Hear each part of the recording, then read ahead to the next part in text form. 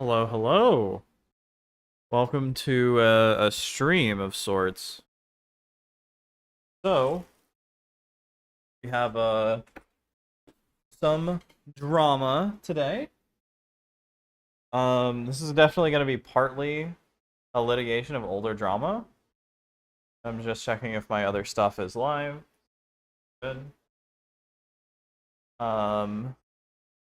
So if anybody remembers a guy called Wilbur Soot, he got in trouble a couple years ago.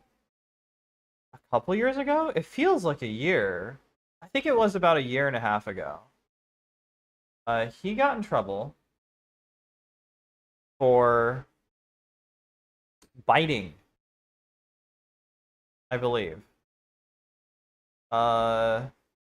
Actually, yeah, I think it was him. I think it was him and for biting. So what he did, bro watched Trump speak, then immediately went live. I didn't watch Trump speak. Wait, did Trump speak today?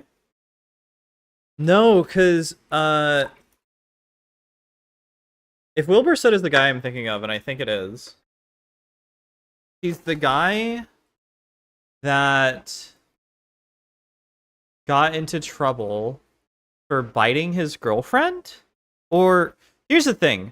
There were two dramas that got very closely intertwined because they were so, like, the girls behind the accusations that were made decided to, like, combine them. So there were two dramas that were of different people, but they were very close together. Oh god, sorry. Changing the audio to be very low. More FPS games.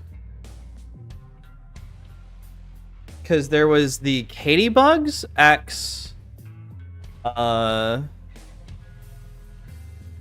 was Katie Bugs and somebody else, and then Shelby Shovel was the other girl's name.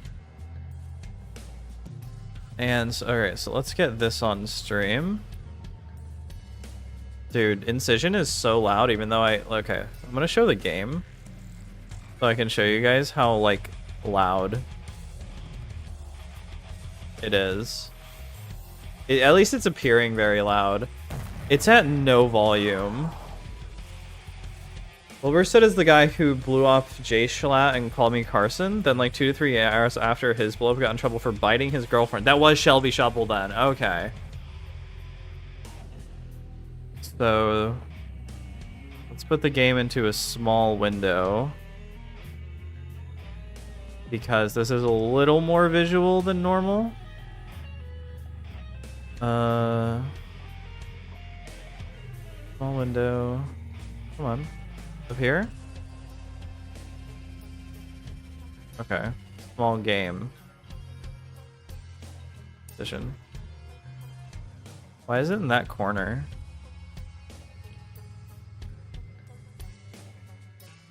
So then let's get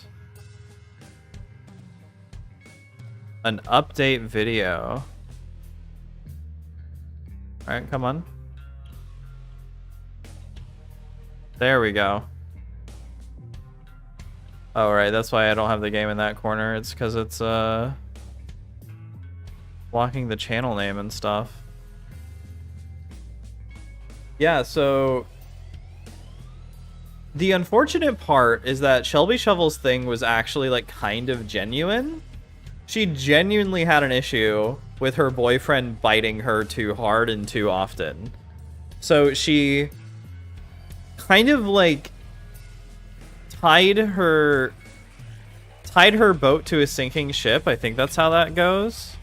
By tying it to Katie Bugs, who, her stuff may have been completely genuine, but it did not seem like it. She provided, like, not only, like, lackluster evidence, but even evidence against the idea that it happened, and evidence that she shouldn't even have been there, right? Because she was, like, she decided to go to a con, start drinking, and hang out with a bunch of older guys.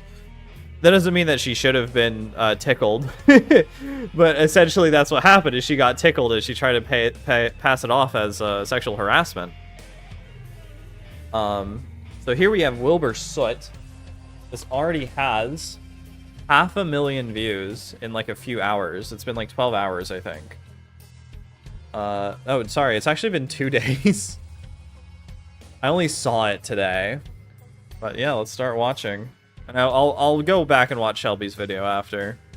Hello, people of 2025. Hello. I hope you've all been well. This video is going to be a bit of a different one for me. I've never been very good at update videos, but this channel's been inactive for so long, I thought one was probably well overdue.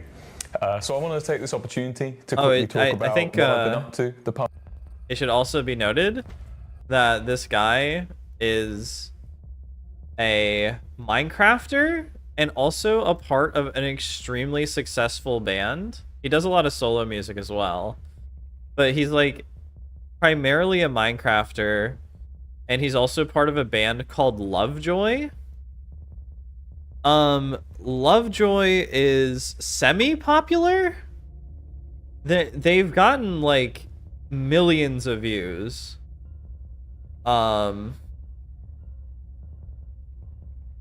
But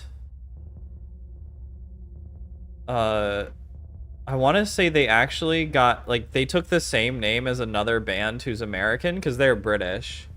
And so I think there's like, oh god, what's it called? Fuck, I can't remember what it's called. But it might be on my YouTube Music.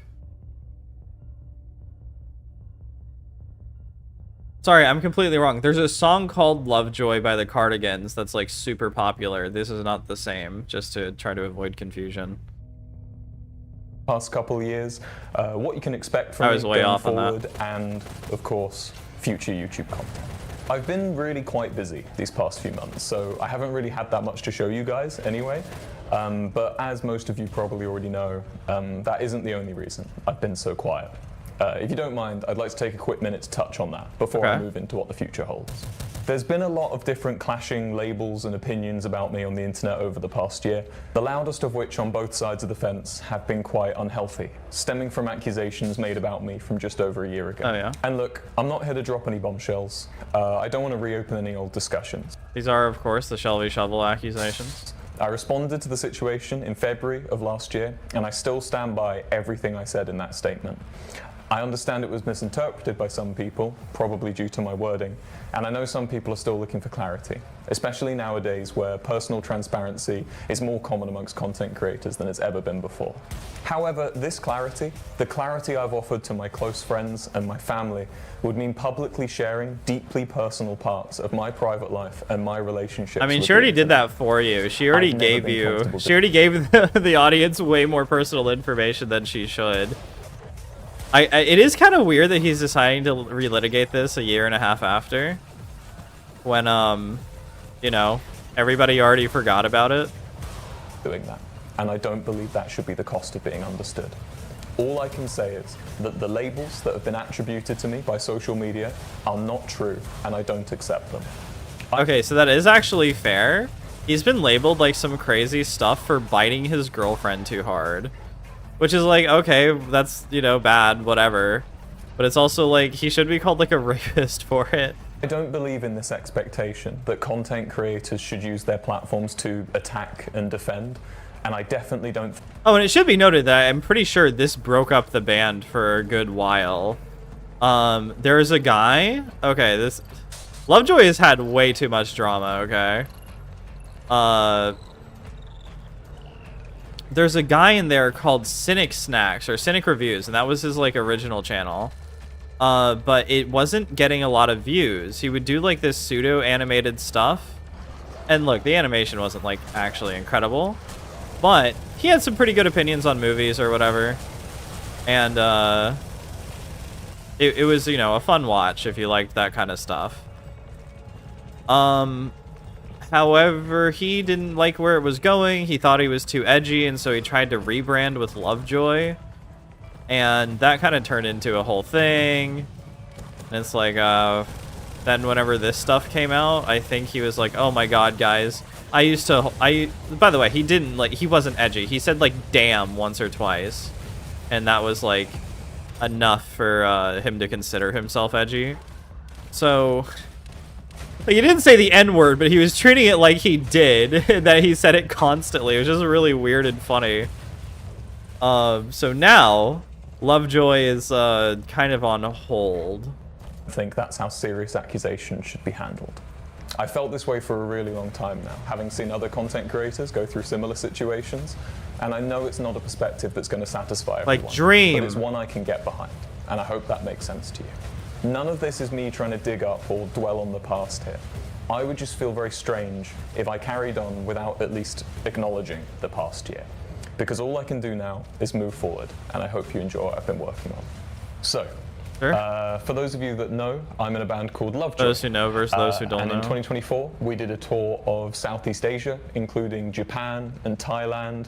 Hell we did yeah. a tour of Australia. We did a few shows in the United States and the United Kingdom, and it was exhausting and very surreal. But it was all made worth it by how many of you guys came. People from the Bible Belt or heavily religious areas can be like that with swearing. No, he's from Britain. Grateful. Unless Britain has a Bible Belt, which I didn't. I guess it kind of does, like Coventry and stuff. We've already edited down and put onto one. I think that is where that guy is from. So if you're at those shows, but he's actually like half Filipino, I think. You're just a fan of behind-the-scenes content. You can go and subscribe to that. The Cynic Snacks guy. The band and I wrote a few tracks.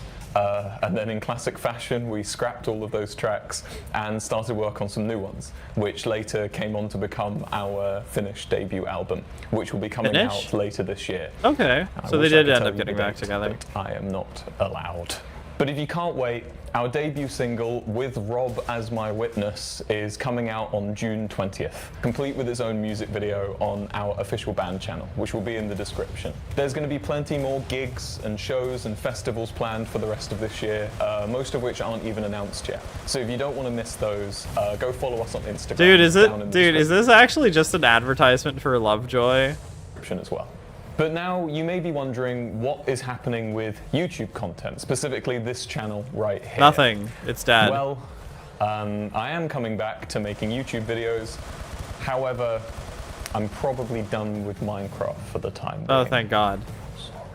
I also thought instead of publishing it on this channel, I would instead move my content onto my old channel, which I made in 2017 and has the incredibly creative name Wilbur Soot. If you've been following this channel, you'll know it's currently got my YouTube covers on there, which also aren't going anywhere, and if you haven't seen them, you can check those out in the description as well. This new old channel is the only channel currently solely run and controlled by me.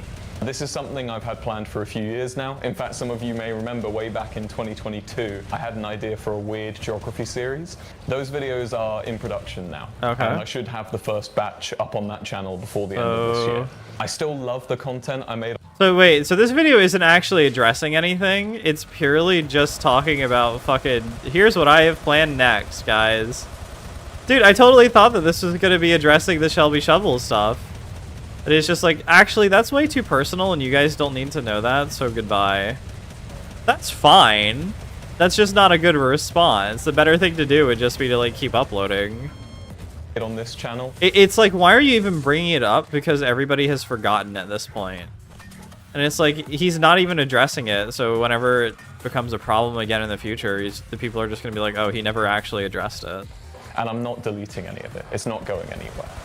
In fact, if you can't wait for this geography series, there should be 1 or 2 less substantial videos already uploaded on this new old channel, which you can go and watch right now. Again, the links to everything will be in the description. I've always had... Oh, sorry, I haven't been reading. Why does Wilbur Soot look like he recovered from being a meth addict? He kind of does. He's got like those heavy bags in his eyes. He's always been kind of like skinny like that.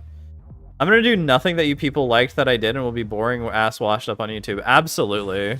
Yeah, that's very true. I mean, honestly, that's what I'm doing with my channel, but I only have like 100 subscribers. This guy is like literally millions, right? I'm not a has-been. I'm a never was. This guy is literally being a has-been. Okay. Oh, I think I can get up there. had a really deep fondness for YouTube. I've been doing it since 2008 now, and I guess what I want with this channel is just a place where I could return back to how I started, you know, long before all the numbers and before COVID and everything, you know, just when it was me. Oh my god. Camera. Dude, this guy should literally have... I feel like there are multiple drama bingo cards that this guy has, like, nailed so many pieces of. It's like, doesn't address the actual thing, is moving on to a different type of content, free space, and then fucking... Oh god, he just said it and I forgot what it was. And when I had an idea for something I thought was interesting or funny, I'd just record it, edit it, and post it. So, yeah, if you're a new fan or a really long-time subscriber, there'll definitely be something for you there on that new channel. Anyway, I know I've said it a million times. Still entertaining. Wilbur is only funny because other people made him funny. Yeah. Well, thank you. I've never watched him. Honestly, I probably was in like the most boring circle of like Minecraft and like probably like Let's Plays in general. Because I was watching fucking Yogscast as a kid. That was my my Minecraft selection. But all of the new YouTube content, music, and community stuff will be in the description below this video. I hope you like the new songs. I hope you like the new videos. I mean, he's still doing music, right? Music is probably where his actual focus has been. Because, I'm gonna take another look at his channel. Because I think he hasn't uploaded in, like...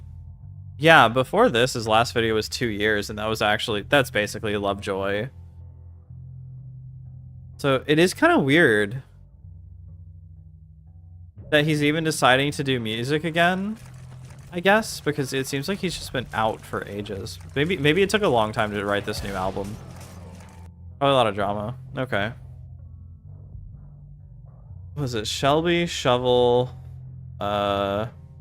Wilbur, but the Wilbur Soot situation is bad. It's fine. Wilbur Soot situation is pathetic.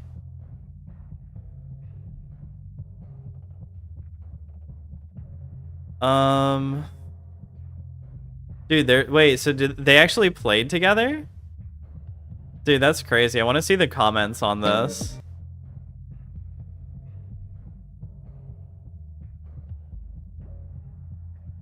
Hey guys, I feel like I should address the series. I'm keeping it up as a reminder of the good times. However, do not support Wilbur at all! What he's done is sickening. I'm so proud of Shelby for speaking up. She's such an incredible human being and such an inspiration. Okay. To be fair, music is his real passion. Yeah, absolutely.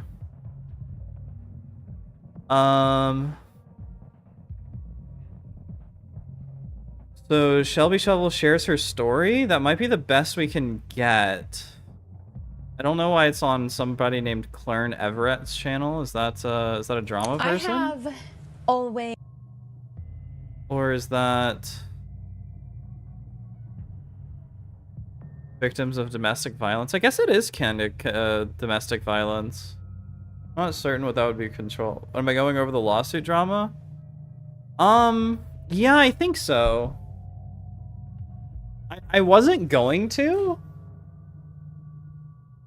But then I looked at Wilbur Soot's, I looked at the length of his, I wasn't going to go over it today. I was going to wait for like more stuff to come out to like go over Denim's, Casey Tron, and what's her name? Brogan's response. But I don't think there has been any. And I don't really feel like watching the entirety of Shelby Shovel's thing, because it can kind of be simplified down to Wilbur Soot bit her, she asked him to stop, and he bit her harder over like years. So I don't think so. I think I will go over the Ethan drama, the Ethan Klein video. I barely watched any of it. I watched Chud Logic watch some of the video. What is this? Ethan Klein?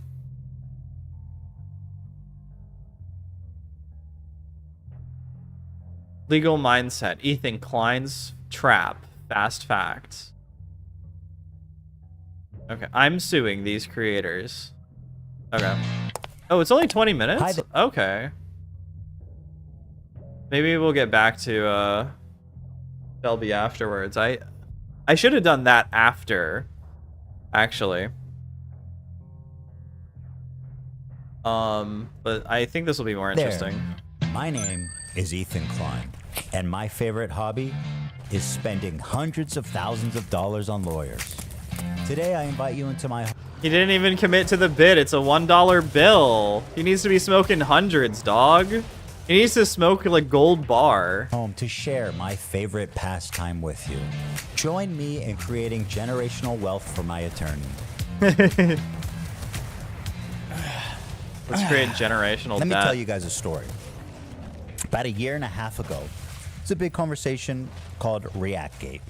ReactGate was a debate going on in the streaming community about what constituted fair use. People like Hassan, XQC, and many of the large Twitch streamers would watch other creators' entire video on their stream. Yeah, that was true. I wonder if Ethan is going to talk about the people who were very much against it, or give like fair points to some people, because there are people like Mauler. Mauler covered the shit out of ReactGate.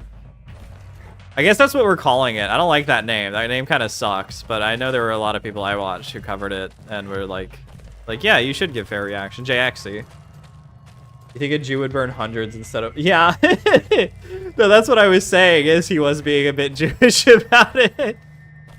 Would rarely add sufficient commentary or even pause the video to speak. Most egregiously, they would re-upload the entire VOD to YouTube with the same thumbnail, the same title, so that they could cannibalize traffic from the original video. Yeah, that's true. They did do that. That was a pretty big issue. Had to say about this phenomenon. I don't mind people reacting to my videos, but I do mind when they play the entirety of my video. A face cam in the corner or the occasional interruption does nothing to address that issue. My video is still being played from beginning to end in someone else's stream or video. It's neither ethical nor necessary. Ethan's gonna cover it later, but what happened to Let Me Know was like pretty terrible. Where XQC was just fucking chewing his toenails the entire time, while like just letting the video play, and he had nothing to add. I think he was like, there was a point where he's like, oh, JFK, I know JFK. And that was like it. Or it's like, the shooter was where? Okay, guys. Oh. Well, wait. To feature the entirety of someone else's work. Or, you know, they could do the bare minimum and ask for permission. Something that none of the major reaction channels have ever done when they've streamed or re-uploaded my videos. But to answer your question, no, I don't want people to stream or re-upload the entirety of my videos. Now, understandably, this made a lot of people angry, because why should these content thieves, essentially, get more views than the author of the video, which in a lot of cases was happening? I mean, people don't like injustice, and this just, we all see this. Yeah, this was pretty bad. Right. This debate culminated when XQC, one of the prime suspects, called into my show to debate me, in which case I'm sad to report that I was terribly owned. So in that regard, do you care at all about like IP or copyright? Or like the fact that it's illegal? Does that matter? That it might be illegal, does that matter to you? No. It doesn't matter. Well, it flat out doesn't, because... Well, that's fair. Watch me full screen cam, do the fucking worm, and watch your... This is awesome. This entire thing is awesome. Your house is my watch. Your house is my watch. Dude, fucking the entire background to this situation was fucking insane. I have no background information on any of this, but still entertaining. Thank you. Yeah, this is, right now, this is the Ethan Klein going over ReactGate from like, God, 3 years ago, 2.5 years ago. It was a while ago. Sum it up if you didn't see it. Basically, a ton of people were watching people's videos and literally just like naming it the same thing. They would be like maybe even the same amount of time, because they would either skip or whatever, or like never pause, never even talk throughout an entire video, and then re-upload it. That was probably like the worst examples of reactions on YouTube. No reaction content and see how many fucking views you get. Like, we're talking almost worse than Jinx level, because Jinx would pause a video and laugh at least, and there were people who were just like XQC, where he was just fucking chewing his toenails the entire time. Oh, okay, sure. The joke is that he has pica. I mean, that's content, man. It's original content, at least. The ultimate debate, bro. He hit him with the worm. He hit him with the worm. First. I kid XQC, but he is not the one I'm suing. Despite my criticism, he's not a malicious infringer. But the ones I am suing, you'll see, are much, much worse. Really? Now, ironically... Wait, he doesn't think XQC is a malicious infringer? Really? That's weird. Worst part of Reactate is Penguin Zero was like the only one who changed. Yeah, that's a... Yeah. Although I guess it's good that at least like the most popular guy changed. But, yeah, I mean, even Asmongold still does it now. Asmongold, XQC still does it. All the people Ethan's gonna criticize. And plenty of like smaller people, like who are just on like the few hundred, few thousand level still do it. So it's kind of crazy. After this debate and in the wake of this large conversation, the problem seems to have only gotten worse. You have people like Hassan Piker paving the way of fair use with what's known as chair reacts. When Hassan gets up to go to the bathroom, is a big meme. Or to eat, you get or into talk to Malice his and mom, what he means by or that, do yeah. whatever, disappears for an extended period of time and leaves the video playing for his chair. Mr. Chair, they call it. IDF had warned people to leave the area around the main... Well, okay, so I know what he'll get into, but just by like normal definitions, I think XQC is sort of malicious, because I think of him as he's literally doing it exclusively for the money. Like that's the point. He's not doing it... Oh, wait, no, I understand what okay. Because the point of what he's gonna get into is that like other people are doing it literally to take money away from Ethan. They're not doing it to provide their own reaction. It's to take money away. Think of popular creators start changing when more people do it, but I guess not. Yeah. People always take, like, I don't know. It's kind of weird. Oh, got him.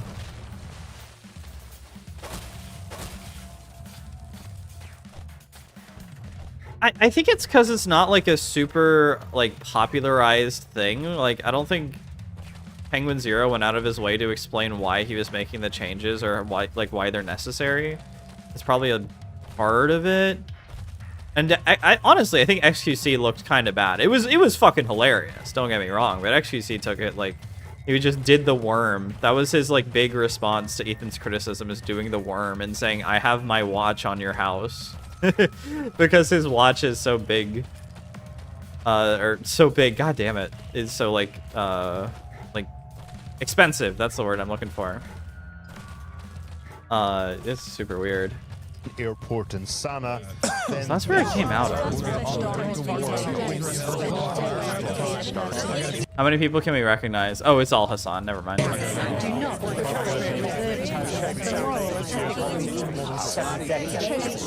operation will result in killing hostages in captivity. Will result in the deaths of those. The main issue of ReactGate still did help smaller creators. It gave them attention, and some people who are small have been found out creators. Yeah, true.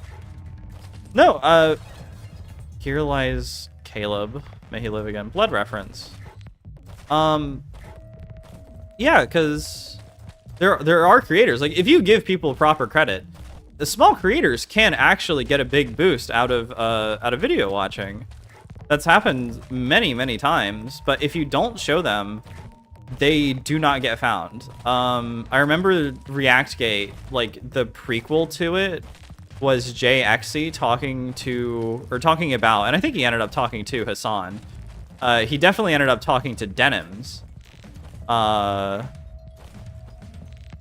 And that was actually hosted by Chud Logic before he had like a big community switch. And I'm debating if I want to go get the numbers now. We might as well. But JXC, so Hassan didn't show his video at all. JXC got, I think, 500 views from Hassan's video in total. I like JXC's videos. He's pretty good. She's pretty good, sorry. Watch Mojo. Did they take the video down, or is it just very old? There's no bullshit. They ruined Steven Universe.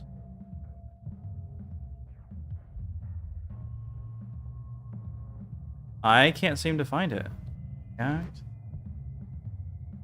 Hassan, Piker, Jinx, and the act. In November of 2020, I posted Yeah. a 14-minute YouTube video in which I roast a weird house. It was, when I first released it, one of my worst performing videos for quite a while. It seemed like Editing it was is just going to crazy, end up yeah. being one of those Ethan's videos doing that a didn't good get seen job. by that many people, and that's absolutely fine. You know, that is until completely out of the blue, it was given a huge amount of extra exposure by an absolute legend. I'd never met this person. In fact, I didn't even know they existed before this, but the boost that they gave me almost doubled the video's view count in just a few days. And for that, I would genuinely like to thank the Reddit user who posted my video to r/videos. You did me an absolute solid. This kind of thing is genuinely really helpful.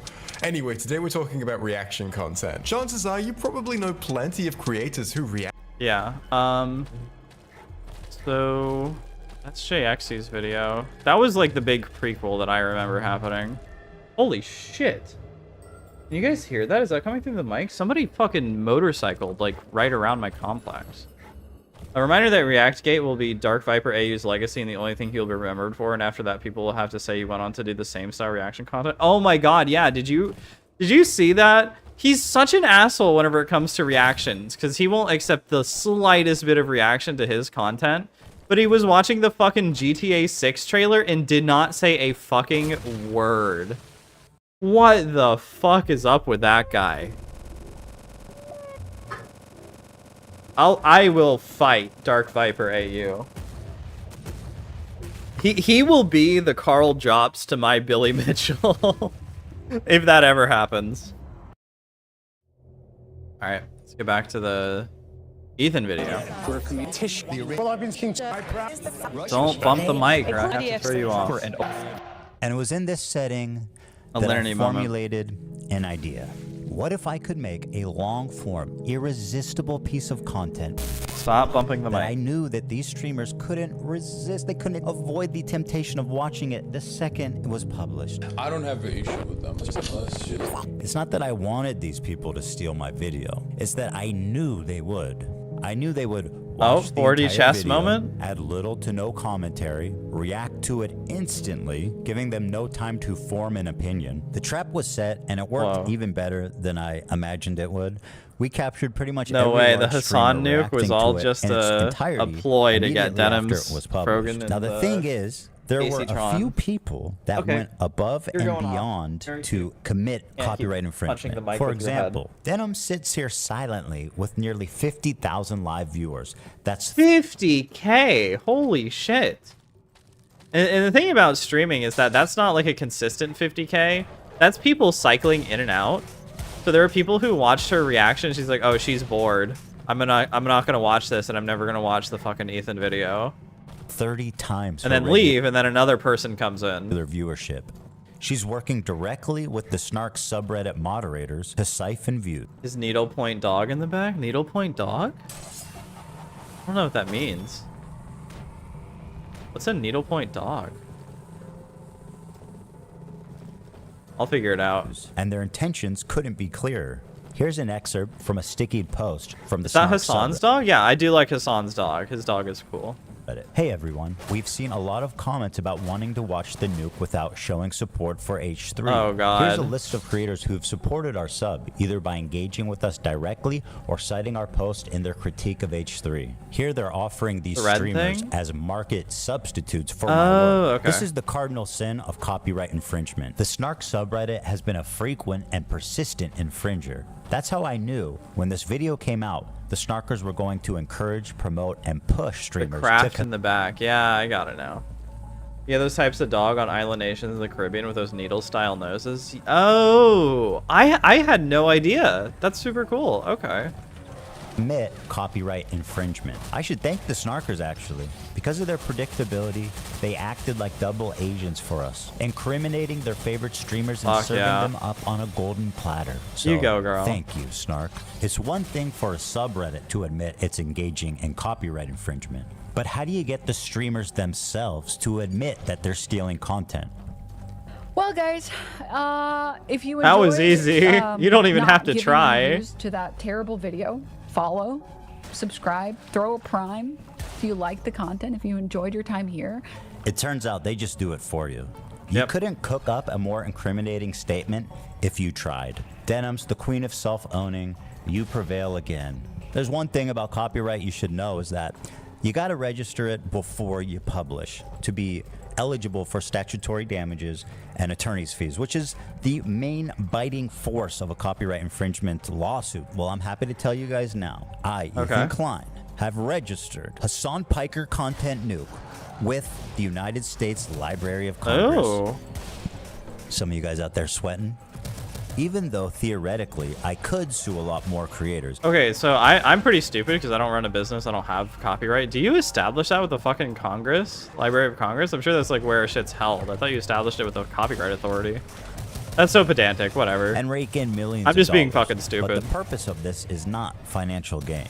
People like XQC and Asmongold may have watched the entire thing, but I would never sue them just for doing that. I don't want to chill the reaction community into fear. Actually, the opposite. I hope that we can all unite against this type of egregious behavior that not only makes us all look bad, but could destroy the commentary community as we know it. Well, guys, if you enjoyed not giving any views to that terrible video, follow, subscribe, throw a... Her voice is breaking. What the fuck? I do debate it a little. Like, I'm sure that's what he wants, but there is like, something that I've learned from video game stuff is that there is like something where if you protect your copyright, you kind of have to do it to the fullest extent. You can't be like, maybe that's not exactly true, but generally it's preferred that you protect it to the fullest extent. And so if you, oh God, if you sue one person for stuff, you have to sue other people for similar stuff, or you kind of lose the ability to sue over it. Or you don't lose it, but it makes your cases a lot more like klutzy later. So I'm not sure that that's like a winning line for him. But I also might be exaggerating from stuff that I know barely anything about. There's a simple, homely side of him. True. Prime. The state of reaction content on Twitch is so broken, these creators feel comfortable looking right into a camera and saying outright, hey, I'm stealing this guy's content. Pay me instead of him. This is not a healthy environment. And with people like Hassan reacting to entire TV shows on stream, my fear is that... That is crazy. That is fucking crazy that you can just react to entire TV shows on stream. I do not get that, how that's been allowed at all. That has been fucking insane. Sony or Disney comes along. Well, also what's crazy is again, that same thing. Twitch will ban you for watching, like, fucking The Dark Knight, but won't ban you for watching, like, Kitchen Nightmares. Sues everybody and sets a devastating precedent that could endanger our entire field. That's true. Now, before I tell you who the 3 people I'm suing are, I just want to make it clear. Hassan has, like, 2 good things going for him. But the thing is that I don't take them as genuine, because I think that they're literally just ways to, like, have more gravitas and get a higher audience. And that's that, like, he dresses semi-well, and that he has, like, a cute dog. And I think that's, like, literally it. And that it gets more people to watch him. That they all met this very specific high bar of criteria that I set forth earlier. These people were not targeted based on their gender, their identity, their political beliefs. All 3 are on this list. In fact, to be fair, all 3 of them share like the same gender and same political beliefs. The only 3, as far as I could tell, that reacted to they the banned full train video. wrecks for streaming Drum Kitchen roll, Nightmares. please. Oh shit, I Who's didn't know sweating that. At home, guys. Casey Tron. So then they're just not banning ripping Hassan farts for it. and What the fuck, They do dude? musicals. They're very musical people. I know. You should not be allowed to, like, smoke any, like, look, I know weed's not that bad. I don't think weed is that bad. But you cannot, like, literally commit a crime on stream. You cannot have, like, the illegal consumption on cannabis on stream. That's fucking crazy. Are you being serious? Dog, what do you... Look! You think I made this? Frogan, who, bless her soul, she's still rising. Can I walk away and use the bathroom? Do I have permission? Oh my god. Can I use the bathroom, please? I'll leave it playing. No! No, Frogan. she can't hear me. She has her AirPods in. No, Frogan, don't do that. What the fuck? He thinks Twitch is liable for me interviewing a Yemeni teenager who's only known genocide his entire life. What happened? And Denim's the queen of self-owning. Oh god, and my god, is she the switch. queen of that? It's very obvious from the way that guy's talking, he's a Sneeko fan. Oh my god, bro, I love you. Can I give you a hug, bro? I'm so sweaty, bro. I love you, bro. None of the hostages that have been released so far have said that they have been raped. The I think I hostages fucked have this public level up. statements. You can go look at them. The sexual assault I experienced should never happen to any human being. This Yemeni kid is just a Yemeni kid with a gun and is not a Houthi, and there is no proof of him being a Houthi. Are you a soldier? Yes. That seems pretty definitive. He never said Hassan Nasrallah was a good guy. I can't believe I'm calling Nasrallah gay. I mean, listen. Yeah, this Now is pretty for the fucking fun funny. part. Let's take a look at the complaints, and let's start with my favorite of the three, the very own, the prestigious, the highly acclaimed, the highly analytical Casey Tron. A lot of people have been wanting to watch this without necessarily supporting Ethan Klein. So we're gonna watch it. Well, that's a really dumb thing to say, don't you think? Why are you so comfortable? We've given each complaint a clever little title, and here's Casey Tron's. She smoked more than she spoke. Yep. Casey Tron smokes 42 times during her reaction. And just as a silly thought experiment, we thought, wouldn't it be funny if she spent more time smoking than she did talking? And thinking there was no way that that could be true. Well, we tallied them up, and lo and behold, there's 15 minutes, 40 seconds Holy of commentary shit. versus 18 minutes and 55 seconds of smoking. She spent 3 That's minutes and fucking 15 awesome, dude. seconds longer smoking than she did talking in her quote-unquote reaction. And whatever talking she did was just to express how confused she was, presumably from smoking 42 times. What is happening? I'm trying to follow. I've lost the plot. The complaint Jesus. continues. Indeed, Casey Tron is often too obliterated to comment on the nuke, and instead stares blankly at her computer screen. In a span of 2 hours and 7 minutes, Casey Tron smokes marijuana, No frequently way. in highly concentrated He's forms gonna through say it. He's gonna vaporizers say it. on 42 separate occasions. At one point, Casey Tron is so wasted that she states, quote, "What is happening? I'm trying to follow, but I've lost the plot." To give you an Holy idea, the majority shit. of her commentary comes down to this. I don't Smoking. understand this Smoking. bit that he's doing. He's red. How do you even smoke this much? God, Casey Tron is so fucked up. He's legit just baked to the point of her trying to defend with it being for medical use as null and void. Oh, yeah, absolutely. Dude, I don't know. So many weed smokers, like, fuck their own shit up on weed so badly. And then they use the excuse that it's like, it's medical or I need it for my anxiety. Bro, the weed is the anxiety. It's causing you anxiety. To a degree, there's that. But it's also like, come on. Like, how do you fucking not react? Also, I think a lot of people... So, it's like... Okay. That message did not make sense. I sent... Sorry. It's okay. No, I think it made sense to me. My brain is kind of a flurry, so... This is like more of like, I don't know, an economics thing, I guess, whatever. But like a lot of people like overinflate their lifestyle, right? Like that's usually the first thing you do whenever you get money. And if you're able to like hyperinflate, like you're out of college, you get a good job, and you're like one of those really lucky people who gets like a lot of money. There's like this situation where you can like keep getting money and you'll lifestyle inflate. I mean, even if you don't, right? And so you will, not you, but this hypothetical person I've made in my brain will keep getting more and more money, more raises, more bonuses, overtime, whatever. And then they'll keep buying random shit they don't need. And it'll go up and up in their monthly costs. And some people will spend it on weed. And this is like a negative productivity thing. Not for absolutely everybody, but for a lot of people, weed fucks up your productivity. And that's exactly what happened to Casey Tron. I think Casey Tron was on the up and up so much Like, she was prepared to become, like, a good streamer. She was, like, decent looking. She, like, was in, like, a lot of the up and up stuff, like debating with Destiny and shit. And, she even got in with, like, Hassan and all those people. But all she does is smoke weed and do literally nothing else. And she can't even afford anything because all she does is weed smoke. And she uses what cash she gets to fucking buy more weed. She's such an idiot. Books that you could ever imagine. Go on, Caleb Hammer. CPM's coming out of Qatar. What the hell You is kids going love anime, on? right? He's read more books than you could ever imagine. What is happening? I'm trying This is to such a good follow. section. I've lost the plot. I don't think she could follow anything longer than like 3 seconds.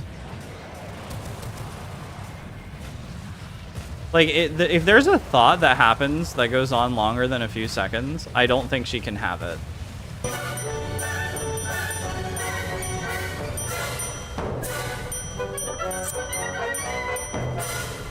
They do musicals. They're very musical people. I know. Are you being serious? Dog, what do you look? You think I made this? This isn't a music video, Hassan. And this isn't a music video, Hassan. This is the part that really got her sued. A lot of people have been wanting to watch this without necessarily supporting Ethan Klein. Without necessarily supporting Ethan Klein. Wait. So we're gonna watch it. What the fuck is going on here? Stating outright that her intention of doing this is so that people who don't want to support me can watch it through her is why copyright infringement laws exist. You could not and should not do that, especially if your commentary consists of you taking bong loads. At least try to engage with the content. Whoa, what was that? Oh, sorry. That was a flying star. It almost got me. You know her and you love her, guys. Yo, rising star 2 times. He should have like had it come up once and then come back around and fucking hit him or something. That would have been good. Logan. Reaction by exiting. Here she is getting up to leave the video running as she steps out of the room. Is that transformative? I guess the judge will decide. She said, quote, "It's time to watch the new Nuke ethically." Hell yeah. Huh. Very smart to say on camera, by the way. Yes, she said, quote, incredibly "Thank you guys so smart. much. I do appreciate everyone's support. And thank you for watching it with me." Well, So, okay, I'm wondering if that counts as malicious. Look, I don't like either of these people really, but like, or any of these people. Whoa. Freaky looking. Freaky deaky. Whoa. That's cool. Let me bring it out again. Yo. Wait. Okay. Does it count as malicious if he like knows these people are incredibly stupid and actually made it so that he could sue them? Like, does that make sense? Where he's uploading something that he knows that they'll react poorly to and knowingly is like putting them in a lawsuit situation? I'm not certain. I don't think it does. But I'm not certain. you are so welcome, and I'm so glad that you were able to enjoy that day. Her commentary is so non-existent that even her own fans begin to call her out. Don't have anything to say? Dude, because he's cycling the same fucking points over and over again. What more commentary do you need on him repeating the same fucking points for the whole first hour and 1 minute and 32 seconds? It's been the same shit over and over again. This video could have been condensed into 20 fucking minutes. Like, what commentary do you want me to add by, like, oh, this guy's a fucking idiot, he's mentally ill, and he's having a mental breakdown and uploaded it to fucking YouTube? Are you gonna make at least one good point? What do you want me to make a point on? Oh, I forgot. She also said, "Can I use the bathroom, please? I'll leave it playing." You may use the bathroom, Frogan, yes, although I don't advise it. Can I use the bathroom, please? I'll leave it playing. This into your stomach. And let me state the obvious. Jew and... Apparently thinks that is insane. Interviewing a Yemeni teenager who's only known genocide his entire life. What happens? Well, you just pause it. That's it. You just pause the video, right? Why is this one Yemeni teenager causing so much it. genocide? They should be watching for you. But if you get up to go to the bathroom and they keep watching my video, they're clearly not watching for you, right? As lazy and pathetic as her reaction is, this is not why she's getting sued. This is. Thank you guys so much. I do appreciate everyone's support. And thank you for watching it with me. First time viewer, time to watch the nuke ethically? Hell yeah. I found Wait, from first Reddit. time Hi viewer? guys, welcome Reddit She has people. new viewers? Reddit people. I came from the Itchy Snark Reddit. Ethan is so pathetic. Oh, what All the of Son fuck? is in Japan. I'm bothered having a great time. Exactly. We're gonna watch it live, yes. He doesn't want people to know when it's dropping because we're all watching through other streamers. And I suggest you all watch it through other people as well. It's the stated malicious intent to steal. They talk about watching ethically, but I learned not to steal when I was 5. Up next is Denims. And honestly, just take a look at this, guys. It's a nightmare on Denim Street. Not only did she chair react, but she was kind enough to write her name right at the top, just so that we knew that she was stealing my content, and it was her room. And Denims, let's go. Did you know that we're on Denim Street right now? Here's some quotes from Denims. We're relying on you to stay live, so we don't have to give I just the don't have new much views. to say. Yeah. This is all like very true. Relying on you to stay live so we don't have to give the nuke views. Yeah, I'm gonna stream it. Since he's confirmed it's coming out today, I'm gonna stream it. Well, guys, if you enjoyed not giving any views to that terrible video, wow, that's pretty bad. Give me a follow, subscribe, and a prime. So give me money. If you enjoyed not watching that video, give me money. That's like a direct statement. Okay. I'm gonna stream it. Since he's confirmed it's coming out today, I'm gonna stream it. That's bad. Very explicit. Denim said, quote, well, guys, if you enjoyed not giving any views to that terrible video, give me a follow, subscribe, throw a prime if you like my content. Your content? The Queen of Self-Own included a countdown timer so we could tell exactly how long she was away. After being gone for a few minutes, she returns and then sits silently for another couple of minutes eating. I'm gonna go. No way, and dude. hopefully, when I'm back, they're done with this. Right. You do look better. Mr. 305. I see it. Dude, you should do this. I have an alternate. We're relying on you to stay live so we don't give more views on the nuke. Yeah, I'm gonna stream it. Since he confirmed it's coming out today, we're gonna stream it. If you want to watch it with someone else who's already watching it. You know, come enjoy the watch party somewhere else. If you enjoyed not giving any views to that terrible video, follow, subscribe, throw a prime. If you like the content, if you enjoyed your time here, because I'm gonna be honest, I did not want to watch that by myself. Let me also commercialize it by asking you to reward me financially for stealing his content. That is like chef kiss. By the way, Denims had a very successful stream. She had 43,000 people watching her. Wait, that's a lot lower than 50K. Take a look at the title of her Twitch stream. Ethan Klein has some content nuke watch party. A watch party?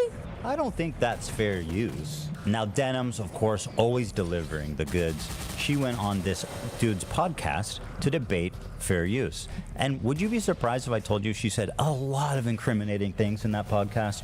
The Queen of Self-Own never disappoints. I want to be clear on my opinion on like filler content and stuff. Like, I think filler content, like, you shouldn't do it. I know I do it as a react stream. And I try to do it only when I do it with like Vox videos or Vice videos and stuff like that. Because at least I'm not like directly ripping from one content creator and not like a whole team and stuff. And most of those videos have like 5 million views. I only get like 500 views. I'm taking maybe 50 views from the video. It's a lot harder to feel like, I guess, bad about that. Whereas like I would feel very bad about doing that to like a single content creator. The majority of people said that they literally wouldn't watch Hell's Kitchen unless I was streaming. And it doesn't necessarily mean that I'm reacting hard enough. You know, I'm sure if you click on a random part in the video, I might not be saying anything, sure, whatever. And I might walk away from the screen. But it's about like the communal thing. It's why like fucking Toast started streaming Death Note. It's not about the actual show at a certain point. It's the same reason you watch shows with your friends. You want to watch it with other people. A lot of people go to watch streamers on Twitch for their react content almost as a curator. So they don't actually want to go through YouTube themselves and watch a bunch of videos, and they probably never will. This go is through YouTube the and click fucking on stream I was talking about earlier. I don't know. I feel bad about reacting to this almost because I watched Chud cover it. This is about the point where I caught in. videos. They like going to Twitch because they like to have it as like, this streamer is curating fun content that I want to watch. Like, I'm From the people that Yeah, she did not do that. That is why I want to go to streamers. I specifically want to go to streamers because I think that they can either make something better or find stuff that find creators that I would like to watch. or specifically creators that I do not want to watch. People that I've talked to, more of that people second who one. watch Twitch content are specifically there to watch it so they don't have to scroll through YouTube and find a video they like. If someone watches content, I already said this, if someone watches content on someone else's stream, there is a very low likelihood that they're going to go watch it separately and give you like the view or the like, or the people who are watching. Also, I will point out here that it is funny that he's criticizing like not crediting and bringing up ReactGate. Ethan Klein. This is from a Chud Logic stream. He does not bring up Chud Logic. Content on Twitch, curated Twitch content on Twitch, aren't necessarily people that would be watching content on YouTube. That, my friend, is called theft, and you're a thief, and now I'm suing you.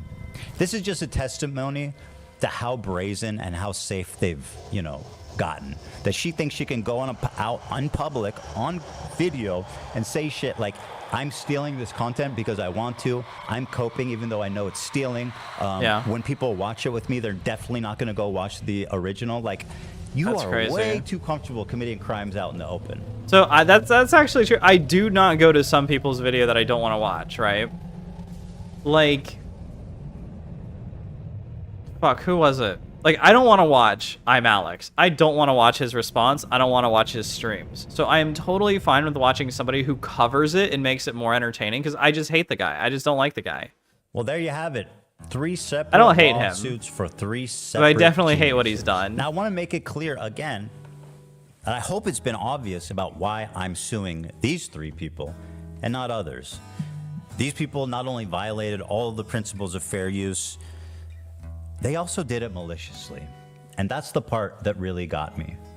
I think if you're a reactor on Twitch, for the most part, if you make a good faith effort to comment, and if you make a good faith effort to promote the Ethan, author, subscribe to to link me. them, to try to drive traffic to the original Ethan, video, come to I my think channel. you're I'm probably Blibla. pretty much doing the right Come thing, subscribe and to that's fine. Blibly. And I would never sue someone I'm for your that. perfect guy. Take I'm it your to guy. These 3 Wow, I'm Ethan Klein's top guy. Absolute morons to state their intention to steal my property on video. You know, and to all the detractors who are saying that I'm targeting women, that I'm a hypocrite for suing for copyright infringement, I just have this to say. I don't care. What I do hope, though, is that you'll support their crowdfunding efforts to defend themselves. Because let's face it, I want to make sure there's money left over for me when I win my lawsuits. Thanks for watching, everybody. It's been a great time. Yeah, very evil I'll see you maxing around. Ethan. Very, very evil maxing Ethan. Whoa. Whoa, don't out me like that. Don't out me as a wannabe. Okay. So what do you guys think of that? I think it's good. I think it's fine. I don't know if it was worth the wait though. It's been a very long time since the other, or not a very long time. It's been what, like 4 months, 3 months? Maybe less than that? How long ago was it? When was the last, when was the content nuke, Hassan? That was 4 months ago. I guess he did have a response to IDub. Wait, did I watch this? A few days ago, I think I did. That's crazy. You know what's crazy is that iDubbbz is so irrelevant that suing 3 randos has gotten him, like pacing-wise, this is gonna outpace the iDubbbz video in, like, by the time the week is over. That's crazy that iDubbbz is that irrelevant. Okay. Hope Ethan wins. Hope when Ethan wins it, he chooses to garnish their wages so he gets paid before they do. Absolutely.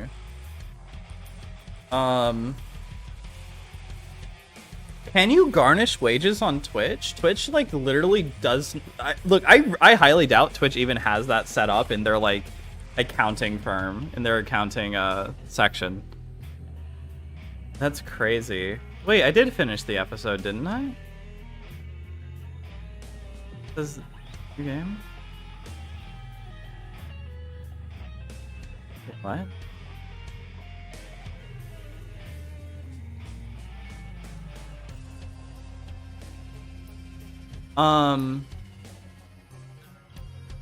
That's kind of freaky. But yeah, no, Denims has already started a crowdfunding campaign. And I think Frogan, I have no idea what Frogan's gonna do. That's gonna be funky if she ends up doing anything. I can't imagine Frogan or Caseytron even has money to garnish. They don't even get donations. Like, they're both very low on the totem pole, right? So, like, what money do they even have? Denim's, on the other hand, I actually think Ethan has, like, one of the best cases against, so that's gonna be funky.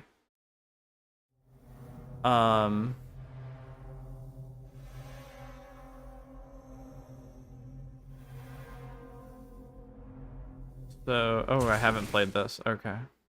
Not beaten episode 2. Frogman can afford a semi-decent lawyer from her GoFundMe. Oh, I didn't know she had one. Okay.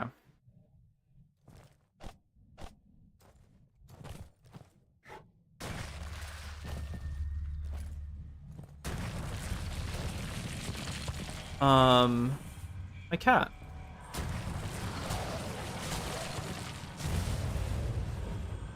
So then, Casey only made like 3K? No way. That's hilarious. Well, it's still ongoing, right? Do you have the links to those? 'Cause I definitely don't. I'm sure. Okay, Denim's GoFundMe. Or you probably can't send links in chat.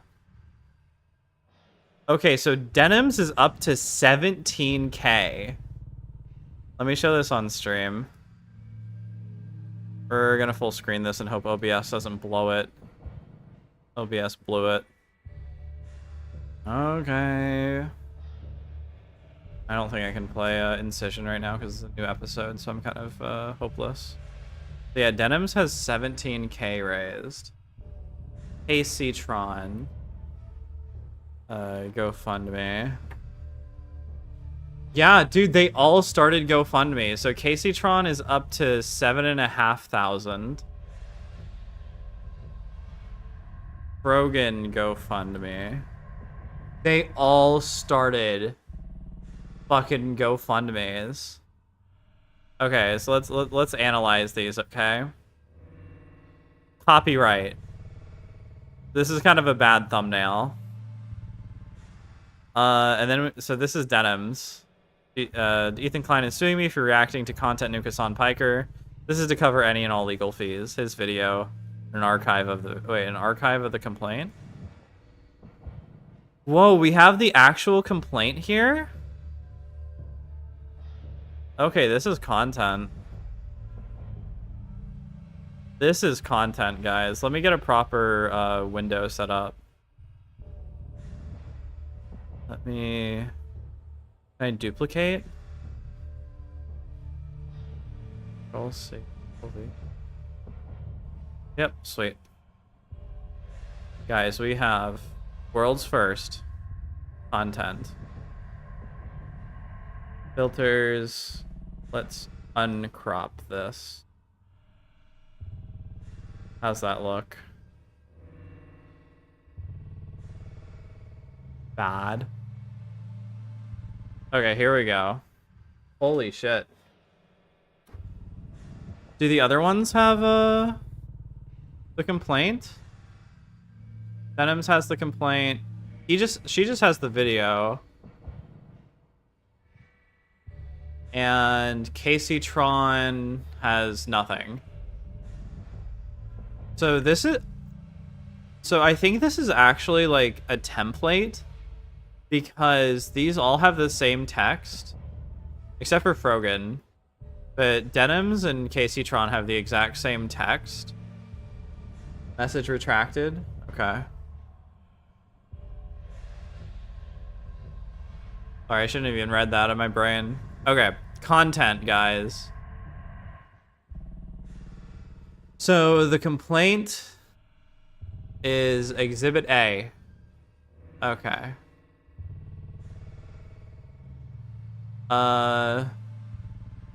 Ethan was defending, debating, and platforming people with opposing political views. Then AB makes this joke, and I thought Ethan's response was solid. I guess this can't be correct about anti-Semitism. Not affiliated with Ethan or Ela Klein, their crew or employees or the H3 podcast show. Subreddit's moderation team do not assume any liability or responsibility. Hey, what's the complaint? I don't understand.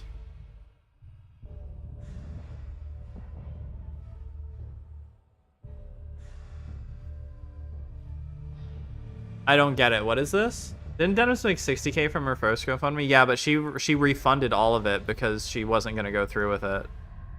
She decided not to sue Ethan Klein. So, okay, what is the complaint? I gotta reread this. 80 pages? Okay. We're relying on you to stay live so you don't have to give the nuke views. I'm gonna reread that. This lawsuit is about ending the practice of lazy reaction videos that copy entire copyrighted works and purposely siphon views and revenue away from the original. Over 7 years ago, Teddy Entertainment Inc., Ethan and Ela Klein established the legal standard for fair use reaction videos in Hassanzada vs. Klein. As a genre, reaction videos vary widely in purpose, structure, and the extent of which they rely on potentially copyrighted material. Okay. So that's probably why I didn't understand what's going on. They rely on the context of the text. The reason the notice is there because Ethan threatened to sue the mods of H3 Snark. Yeah, okay. I remember now. This is then out. De-zinning.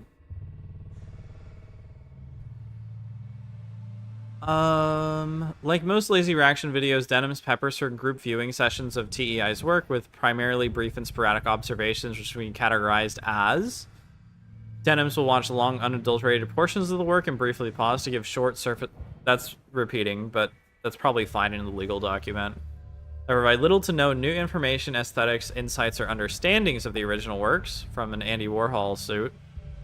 Other times, Denim's commentary has little to no critical bearing on the style or substance of the works. Rather, she goes off on tangents regarding unrelated subjects or shadow boxes, demonstrably false misinterpretations of the contents of the work. I think that's fair. It would be nice if there was an example of that. On the rare occasion when Denims does provide sporadic and brief commentary on the style, she spreads misinformation that is refuted moments later. I don't know if that can be, that's considered copyright breaking, but I would consider it defamation, right? Later by the works themselves or by the most cursory level of research. On the rare occasions where she actually shows a factual bias for claim, her statements are refuted by the cited source itself. I would like an example of that. Finally, Denims will even do an empty chair reaction, as shown above, where she goes off camera for an extended period of time while letting the video play. Okay. The poverty. Dude, this is written crazy. The poverty of Denim's commentary, coupled with her highly commercial use of the works. Yeah, because she gets donations, subs. She's asking people, do not donate, do not even watch a video. Don't even give it the advertisement revenue. Come watch my stream. That should be specifically intended to serve as a substitute for the originals. True. Fails to justify copying Teddy Fresh's work, or Teddy Entertainment's work, in their entirety, or nearly their entirety. Rather, her group viewing session is a quintessential example of infringement, the unauthorized exploitation of the work. Okay. So I'm not gonna go through all pages. So this is suing parties. Okay. Yeah, let's see the parties. Teddy Entertainment, Denim's, H3 Snark mods. Dude, a judge? Some 90-year-old judge is going to have to read all this shit. Doc number 1 is a female, founder of H3 Snark. Uses Ozempic dealer. Party 2, Doc is 2. She is also... Why are all of these women? It's weird that almost all of these people are women.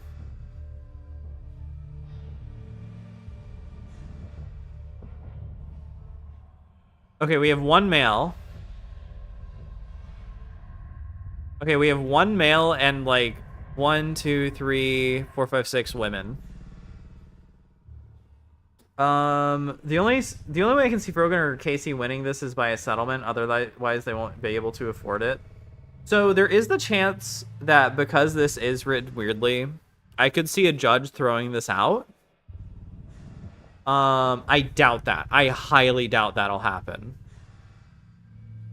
There's like maybe a 3% chance of a judge throwing this out.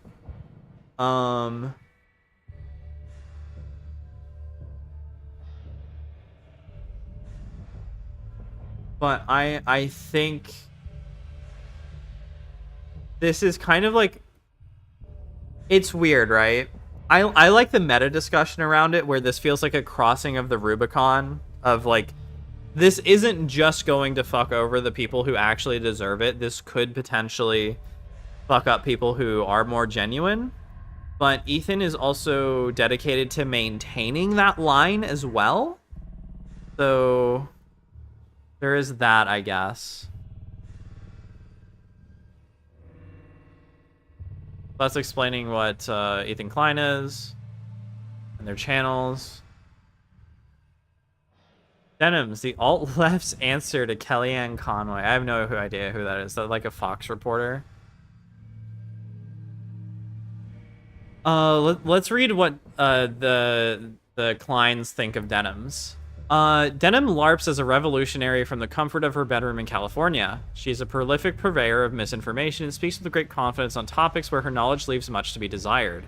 Denims repeatedly inserts herself into public controversies by employing poor judgment, knee-jerk contrarianism, and a constant impulse to defend the indefensible, including copyright infringement, terrorism, and extremism.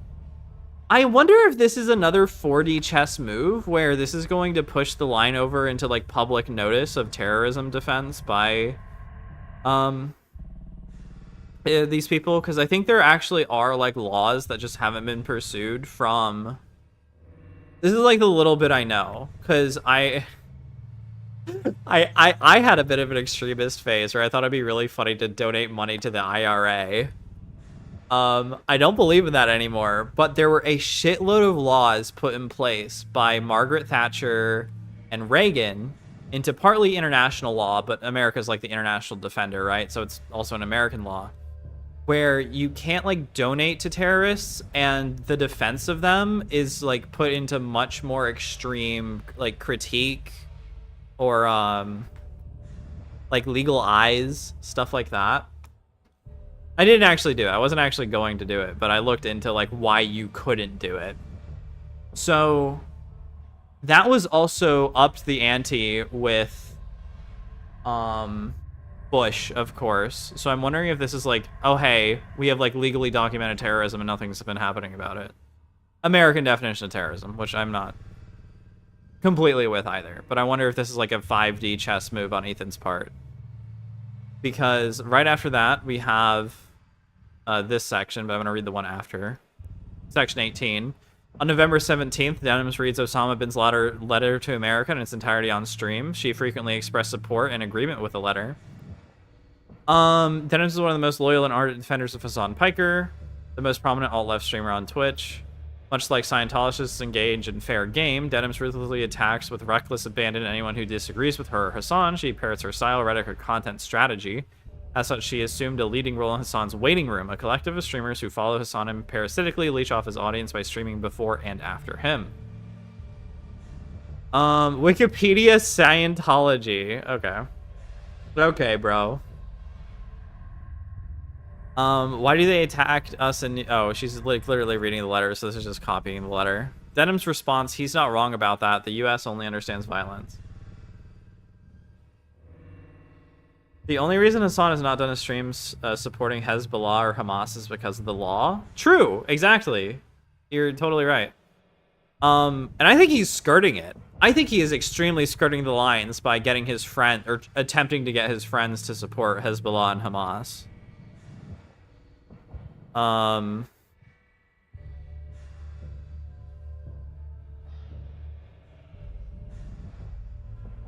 Whoa. She states that all of bin Laden's criticisms of the United States are correct. Despite Twitch's prohibition on terrorist propaganda, Twitch gave Denims a slap on the wrist by banning her for just a day. No way. Wait, what? The fucking Denims did stuff with Balenciaga? Oh, you guys can't even read this, can you? It's like so zoomed out. Okay, let me crop it a bit so it's easier to read. In case anybody wanted to stare at the screen intently. Let's add a 0 to everything, right?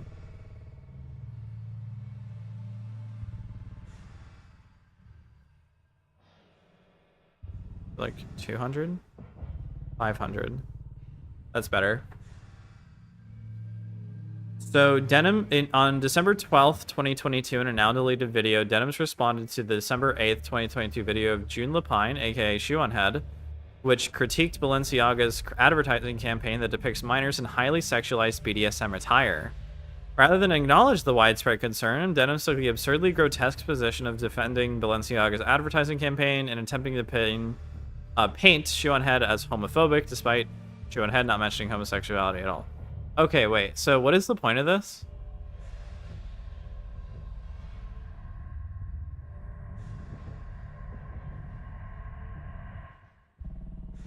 So this is literally just a description of Denims? The only concern I have here really is, well, I guess I have two concerns. The first one is like, is this actually necessary for a court case like this? I've never read a court case. I'm not a lawyer. I have a friend who was going to be one, but that's like my closest connection.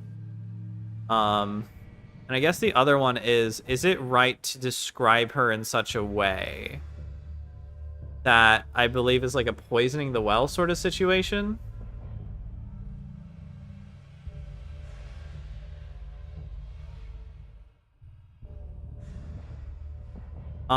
Where it's like, look, I mean, this is true. A lot of this is just straight up true. It's not like, bad. Oh, hey, here's the thing. Okay, on February 1st, 2022, the online creator known as JXE released a video titled Hassan Piker Jinx in the issue of reaction content. We mentioned that, looked at that a little bit.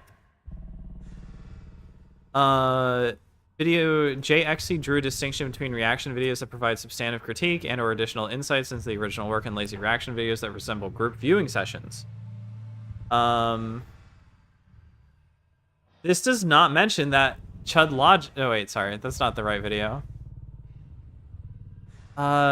Is there a situation? Oh, on February 6th, Denims and JXE conducted a debate about the propriety of group viewing sessions that was moderated by an online content creator named Chud Logic. Say his name, Ethan Klein. Say his name. Mr. Logic.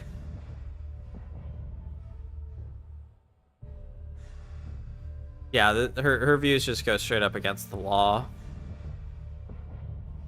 It is kind of funny that Twitch is kind of being forced into a position where they have to take the law seriously. I don't know how many viewers you have on Twitch, but if you all want to support pro-democracy groups, look into donating to foreign fighters in Myanmar or Ukraine. I have no viewers on Twitch. YouTube is actually the most popular platform where I have one, like, actually, let me check. I think it's like 3 or 4 right now. But I don't have hardly anybody watching on anything else. Yeah, 4 on YouTube right now. At least that's what it tells me.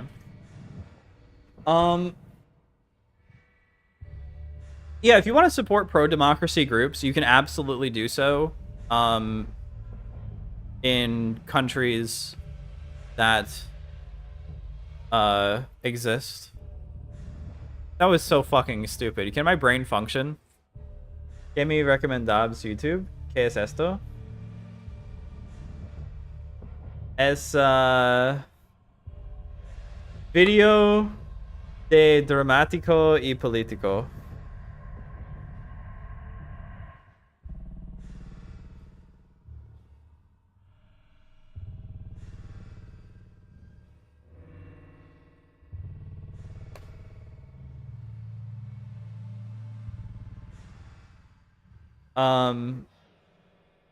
It's saying, what is YouTube recommending me? What is this? Basically. I have like I have a horrible understanding of Spanish, but I can get a little bit of it.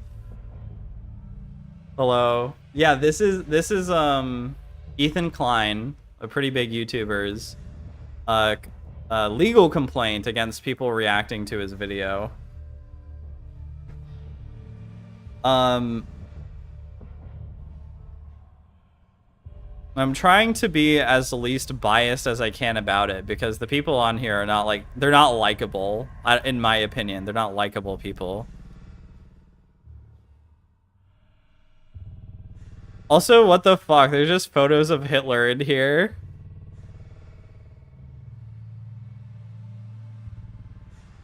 So he meets Adolf Hitler, Heinrich Himmler. Does this even have context? What the fuck? Like, why did he post this? Wait, what? No way. Okay. In the wake of October 7th, Hassan emerged as the modern incarnation of the Grand Mufti Haj Amin al-Husseini. Like al-Husseini, Hassan became a passionate advocate and highly charismatic leader of the Palestinian cause.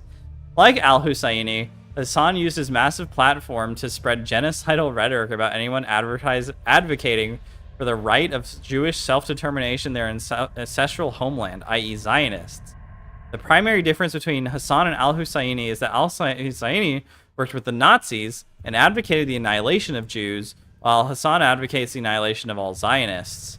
Since the vast majority of Jews in the United States say caring about Israel is essential or important, don't necessarily include the vast majority of Jews, even if they support the Palestinian cause and vehemently condemn the actions of the Israeli government.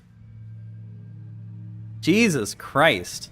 So, why is Hassan here? Oh, this is the background of H3 Snark. Okay, so what's confusing me is that there's like these chapter titles in the bold black underlined section. And I'm like, but it continues numbering. So on the left here, you can see that the numbering like resets. And then it goes into lettering. And then it goes back to numbering. But the numberings don't reset, and it's just kind of confusing. I mean, I'm not a liar.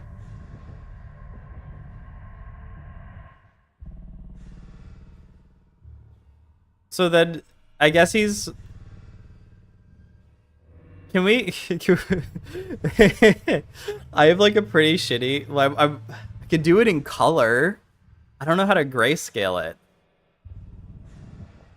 But you could put like Hassan's face on these. That seems like about the style for the rest of this document.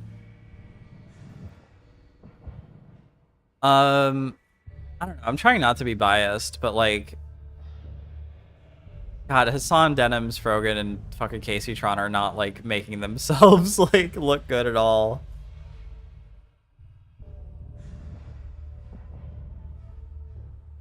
Elite ball knowledge from Ethan to reference Amin al-Husseini. Yeah, he's really... Ethan, yeah, okay, sorry. He is absolutely, like a super history nerd with this. It's kind of crazy how much he's brought into this. I didn't know this happened. I was under the impression Hitler wouldn't even talk to Arabs, honestly. Or Himmler. I'm not gonna read those statements. So this is H3 Snark's concealed evidence of copyright infringement by deleting the live chat logs. Below are the true and correct screenshots of the H3 Snark mods spamming the live chat with YouTube. What's YouTube? I've never heard of this. What is YouTube? Like you, like the tree. Like Dr. Yu from Pokemon. Compared to other groups of people, yeah.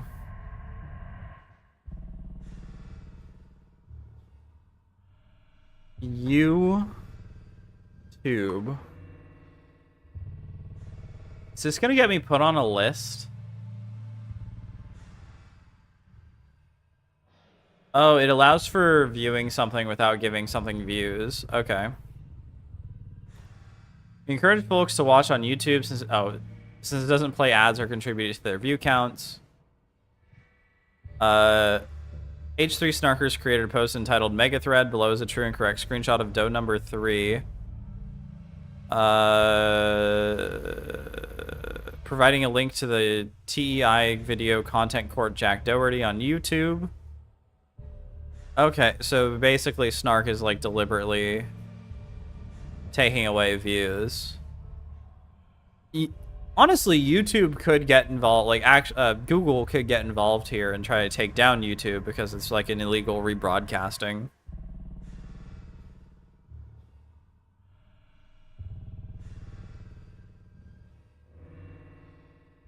TEI takedown notices for infringing posts, and so they started to fight back against the copyright infringement by issuing takedown notices.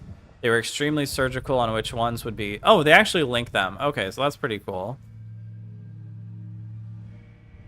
On August 1st, TEI issued a DMCA takedown entitled H3 Live Show Behind the Scenes. Post was a complete video on YouTube, which was members-only content. Reddit honored this DMCA. Reddit honored this DMCA, which was a takedown for a comment. The comment contained a YouTube link. Okay, so I'm assuming these are all containing YouTube links.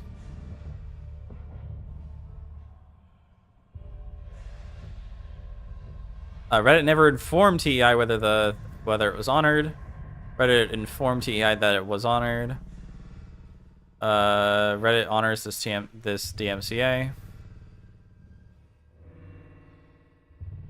Jesus. Lena asks the loner box about civilians and doesn't get a direct answer. It's always civilians are dying, but... And then there's a reason for justifying it. Okay.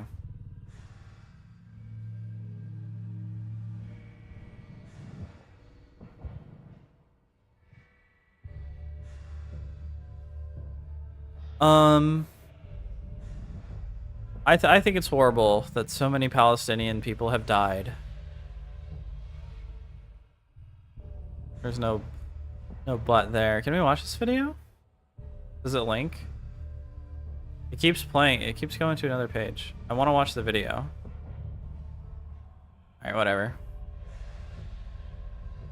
So this is just... Okay, this is just everything.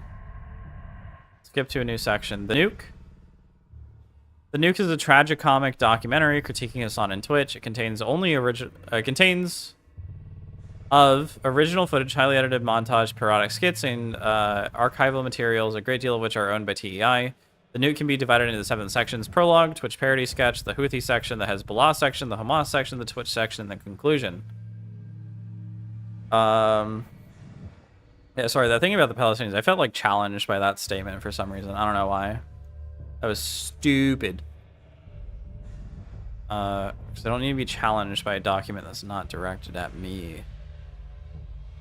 The prologue walks through this. While admitting both of himself and Hassan are polarizing figures with controversial takes, Ethan explains he grew concerned with Hassan's rhetoric after hearing him accuse Russian and Chinese genocide and imperialism, namely Hassan's positions on Crimea, Tibet, Taiwan, and the Uyghurs. The Uyghurs. Once October 7th happened, Ethan's concerns were exacerbated. He received a torrent of anti-Semitic comments from Hassan's audience and saw Hassan downplay the sexual violence perpetrated by Hamas. So we could just like watch. You could just watch the Nuke for that information. Okay, let's skip forward a bit. Let's see what else is here. If anything's interesting.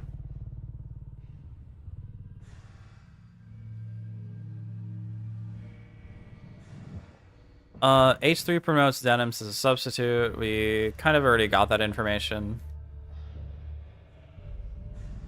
Denim's group viewing session failed to make fair use. It is apparent that the primary and overriding purpose of Denim's use of the Countdown episode was to commercially exploit a group viewing session of the Countdown episode and have it serve as a substitute for the original. This is evidence? Improper grammar.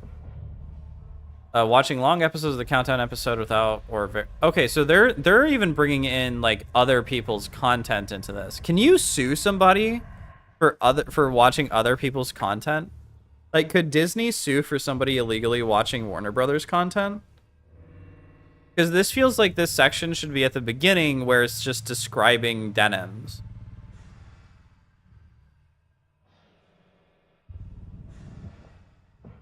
Or is this just supposed to, like, generally critique that she's not making fair use of things?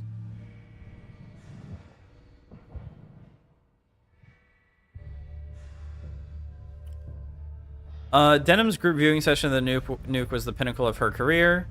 The nuke received approximately 45,000 concurrent viewers. This was, I wonder how... oh, the Twitch tracker here. Of the nuke also put Denim's online career into overdrive. In the days leading up, Denim's peak concurrent viewers ranged from approximately 3,000 to 4,500. After a group viewing session, it went to 5,000 to almost 7,000. Below are true and correct screenshots from the page of Denim's Twitch channel on Twitch Tracker. This is, I believe, Twitch's website that you can go to, and it shows you information. I think I use it for testing whether OBS is actually, like, hitting. So that's kind of hard to look at, honestly. But you can see the numbers are rising. 31st of January, you have the nuke. And then her numbers are rising. They're actually lowering. Oh, sorry, it's backwards.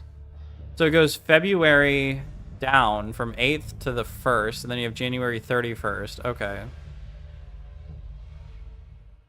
It is apparent that the overriding use of the group viewing session was to provide a substitute. Yeah, that is pretty clear. Dennis made numerous statements stating her group viewing session was intended as a substitute. Yep. Shortly before, she reads a message stating, "We're relying on you to stay alive, so don't give more views to the nuke." She says, "Yeah, I'm going to. We're going to stream it." Immediately prior to the viewing session, she prominently displayed a chyron. What's a chyron? What the fuck is a chyron? Am I saying that right? What is a chyron? A caption of a TV. Okay. So it's like saying, nuke incoming. Oh, is that what she says? Watching Hassan content nuke. Okay. So this is going over the nuke and how she reacts. And how, like, her reactions are wrong. Let's skip forward a few pages. So is the rest of this just going to be critiquing her non-critique? On 174 separate occasions during her group session, Denim's received paid subscriptions, donations, and bits. I hope there's an explanation of what bits are somewhere, because I'm not going back and reading if there is. Each of these paid subscriptions and donations would result in a graphic being superimposed over the nuke. Denim's ran advertisements during the nuke and received advertising revenue as a result. Although, to be fair, the advertising revenue was pretty dead, because this is after Dan Saltman's campaign against Twitch. On her Twitch page, where Denim's group viewing session was located, Denim's placed buttons soliciting paid subscriptions donations. That's true. That's normally there. Because advertisement revenue from anything is usually pretty terrible. You can only really rely on either... I mean, everybody knows this already, right? I'm not, like, giving you guys insanely, like, new information. But, advertisement revenue is incredibly unreliable. Not in the sense that it's, like, random. More so in the sense that it's extremely small. So you kind of have to do public funding. Or sponsorships.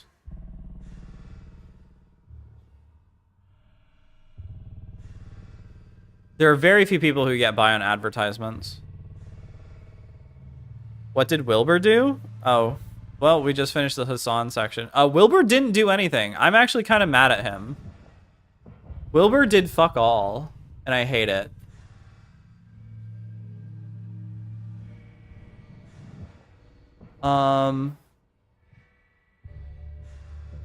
Wilbur's... Oh, wait, do you mean, like, what did he do in the first place? He bit his girlfriend.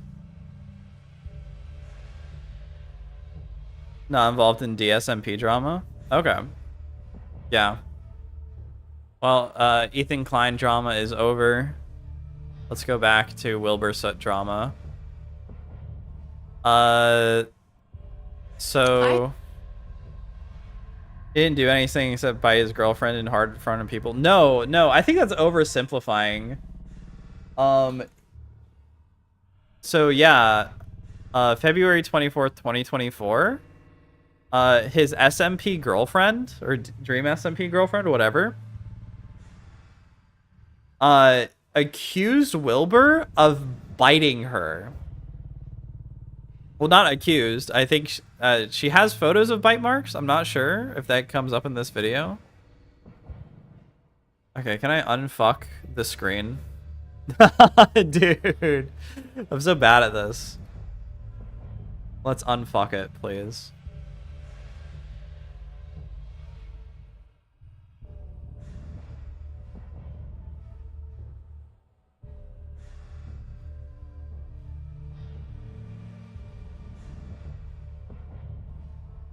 That better? I think so. So we'll watch this now and get back to the Wilbur Soot drama. But yeah. Essentially, throughout like a year or 2 year long relationship, Wilbur Soot would progressively bite Shelby Shovel more and more and harder and harder. And the situation that there were two big situations that got her to break up with him. The first was going out with friends and him biting her in front of them, of Wilbur Soot's friends. And they were just like, oh yeah, he just does that.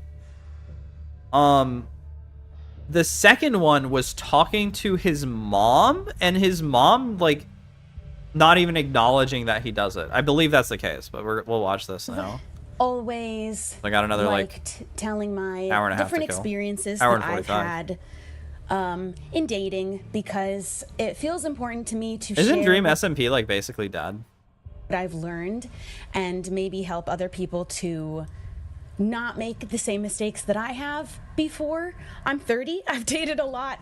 I've gone on a lot of dates. I keep trying.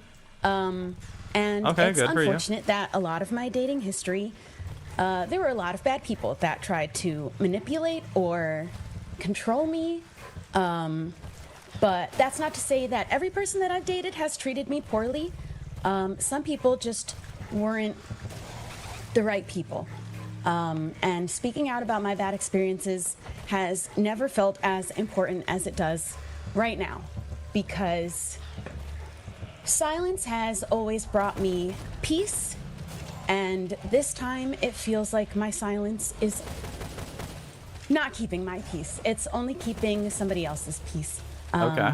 And I never thought I could be the kind of person to end up in a situation like I did. I never thought that could happen to me. And so for me, this is important because it could help anybody else see the signs sooner than I did. Or hopefully avoid a We're similar gonna speed her up. This is an old video. She slows down, and there's like one repeatedly evidence of accusatory allegation. The truth is, it was dangerous. There were a lot of things wrong in this relationship that I endured some pretty terrible treatment, and I might touch on some things here and there about that, but if I feel like it's important to the overall context. But what I want to stay focused on is this specific issue, and the things that happened matter-of-factly, and the things that people saw and witnessed in our circle. Okay, I might have to speed her up even more. 10 months after to heal, and I spoke with multiple therapists and tried different forms of therapy. I tried somatic therapy. That one was actually really good for me. Because that one actually helped me release a lot of built-up anger I was having over the last year. But the anger people need therapy after a bad relationship sometimes. I felt like I should have known better. I felt so stupid at myself for sort of just staying through all of this. And I shared my story with a lot of friends after I started talking to therapists, and I was like, so this thing happened, and I wasn't really sure. It just seems weird now to me looking back, and all of them told me exactly what was happening in the words that I was too afraid to use. And I was being hurt in my last relationship. And it took me all of that time to see it through that lens. I even posted an anonymous story to Reddit that I have now deleted with an anonymous account. But in post, I thought that it was just like a constant accident that he kept hurting me. But he's not hitting me. Okay, right. Now I skipped too far. Subtle. When I hear about When I hear about physical abuse, I think of hitting. I think of hitting. Yeah. And Okay, that is normally what you think of so whenever you think of this physical wasn't abuse. True. Violent enough to be abuse. I thought that it was just like a constant accident that he kept hurting me. But he's not hitting me. That makes sense. And Yeah. it didn't start as something that he did to hurt me. He had this habit of biting, which is so weird to me now. That is but super weird. he That said is he super had weird. this I have habit I have never heard of a relationship where it's like characterized by biting unless it's with like a dog or a cat. I've never heard of a human relationship characterized by biting. That is kind of insane. And even his mom said that that was true. And he said it was just affectionate and that might have been, I mean, I think that might have been true maybe at the start, but I also feel that I have good reason to believe that every part of it was a lie, but that's just my personal opinion. And I had no problem with just fighting. That isn't even the most uncommon thing. But he did mention something early that I should have taken as a red flag. And he wanted to make sure that I was okay with him biting me because he didn't want me to come back later and say that he abused me, which I thought was really weird considering he had never hurt me before. And so why would I call it abuse? And why was he thinking about that? And I thought he was being sweet, checking on me to make sure that I was still comfortable. But of course I was because he hadn't hurt me. And why would I think he ever would? And then he did for the first time by accident. And I don't specifically remember the actual first time that he bit me too hard by accident because I didn't think that it would be significant. Okay. I thought that it would only happen once. Does he mention her name? He started biting me. Does she mention his period name? Of time, sort of throughout the whole relationship, and accidents That's so of him fucked biting up. too hard. That actually is really super fucked up, right? Like you're in like a normal relationship, it just like progressively gets worse. That is like one of the worst things in the world, I think. Me happened more and more frequently. But he always seemed genuinely sorry, and he decided that he didn't want to keep accidentally hurting me. So we were going to use a safe word, so he could learn where my limit was, where my pain tolerance ended. And saying that out loud now doesn't sound... Wait, that's actually That doesn't super sound fucked up. So he bit her specifically in the intention to find out her pain tolerance? That's like hellish, actually.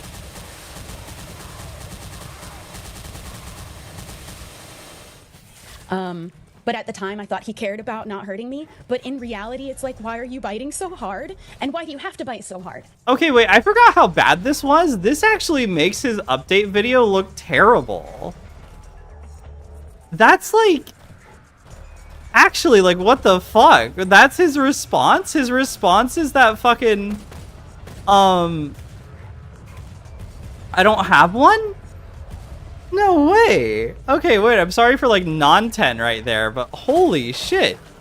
Like in the context of the response, that fucking changes everything, I think.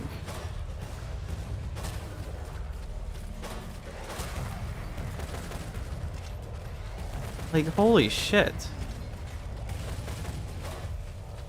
And it shouldn't be Because, by the way, she doesn't actually show that much evidence in this video. And Wilbur doesn't provide anything at all on his, which is like all the more insane now that I think about it. But she's like widely believed, I think, still, even after the Katybug stuff. Hard of a problem to stop. That shouldn't be that hard. And he disguised it as this really quirky part of our relationship and was so comfortable sharing it with his friends. Aw, it's so to the point that quirky, he would guys. It's so do it in front of them. He quirky. thought it was this really funny story to tell and a good bit to take my arm and bite me in front of everybody until I literally shout in pain. And then I have to laugh it off because I'm so embarrassed and I don't want to cause a scene in front of all of our friends. And I'm sure everyone was a little bit uncomfortable, but as long as I was saying that it was fine, nobody really felt like they needed to be concerned, and that's not anybody's fault because I was lying. I was lying. Wait, you were and it wait, wasn't what? fun because I would go home later and I'd tell him how uncomfortable I was, how much I didn't like being hurt all the time. And I needed him to really stop biting so hard. I didn't like it, and I tried telling him over and over again because he wasn't actually trying at all. He wasn't like to not hurt listening me. or caring, yeah. Holy shit. But he said he would try at first. And then he started saying things like it was my pain tolerance that was too low. Wait, no way. The response to stop biting me was, you're just such a fucking pussy, dude. Oh my god. Exaggerating how much it actually hurts. He's not even biting that hard. I'm being dramatic. But his biting escalated to a point where I was covered in bruises all over my arms, and they hurt, and he would poke at them for fun. And What are you he playing? felt so comfortable showing off my it bruises is that he had caused Incision. to our friends because he would bite me so It's hard a little by accident. little FPS made by a guy in Finland. It's like a Quake. He would even joke that it looked like he abused me. I'll type it out in the chat, so it's like there. And eventually he did acknowledge how bad it looked that I was covered in bruises all the time. So he stopped. Stop biting you basically right before you went out into And public. he started biting my legs instead. Oh my god. And it was in the last couple of months Holy of the shit. relationship that every time he bit me, it was until I needed to use this safe word. It had become his benchmark for when to stop. Only once I was definitely hurt. Oh my god, dude. So, okay. No, that's crazy. So far we have, he bites me. And, you have to use a safe word because you were a pussy to him, I guess? You were too weak. Which meant I was being hurt every single day. God, you complain so much. My last girlfriend let me fucking bite to her fucking flesh. You're such a fucking pussy, Shelby. Holy fuck, dude. That's insane. Multiple times a day for all of the days that we spent together in person. And when I asked him to stop again, this time he said, this is who he is. He isn't going to change. Those were his words. And I remember a lot of specifically his words about certain things, especially at the end. Because I'm good at remembering words, and especially his wording. Yeah, dude, everybody learns to remember words in their fucking first grade. Himself, and I would notice, but most of the time it wasn't worth picking a fight over.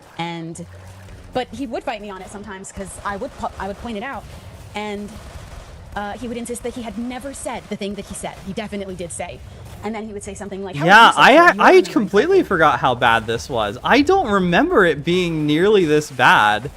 I guess it's just time, right? Like it's just like an over time you forget things, like a normal human being. But this is like horrific. Like I said, I don't remember there being like a huge amount of evidence that she actually shows for this, but he never responded. I think it's true because his response isn't like, oh hey guys, yeah. I'm fucking, I didn't do it. It's all lies. Here's the evidence. I never bit her. I mean, you can't prove a negative, right? If there's, but like, it wasn't that. It was, I'm just going to focus on other things, guys. I'm going to do my history channel now. Holy fuck. Why are you always right?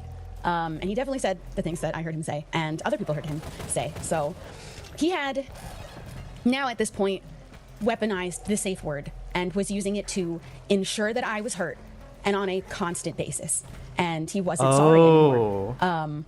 I couldn't even tell you the last time he had apologized for doing it anymore because now sometimes he would bite me and I would yell out the safe word because it hurt so bad. Yeah. And he'd clamp down even harder.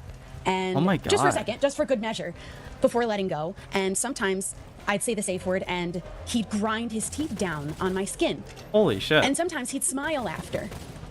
Like a gloating grin. And during this time, I was filled with so much anxiety all the time that I was constantly nauseous, gagging daily, on occasion throwing up. Yeah, anxiety because of the can make pit you do that was in my that. stomach. I never told him about that though. I was going and running away quietly to throw up in the toilet and rejoin our group of friends. But I felt so unwanted and ignored. And I would tell him that, and then he would reassure me that he wanted to be together and he loved me. He loved me more than I loved him, even. He would always insist that that was true, like that. I love you more. But he was like really serious about it. And looking back, I do believe that the way I was swept off my feet at the beginning of this relationship was 100% love bombing. And we were friends for a time. At least people would have thought that, actually. But I use the word friend very loosely because we had actually never spoke to each other outside of group chats we were in together when, like, a handful of times throughout the whole time that we knew each other, but did not talk to each other. So I wouldn't have even called him my friend until oh my God. he found out I was single. waited a few weeks to reach out, and then we started a friendship. And then that friendship turned romantic, and then he made these huge romantic gestures. He wrote me the most beautiful love letter that I had ever read. So yeah, so this is like definitional love bombing. It'd be nice if she showed the love letter, but also like, this is one of the things, I'm always like too skeptical. But like, yeah, Wilbur never came back with anything against this. He literally just, dude, what the fuck? Me, his soulmate. He talked about forever 1 month in.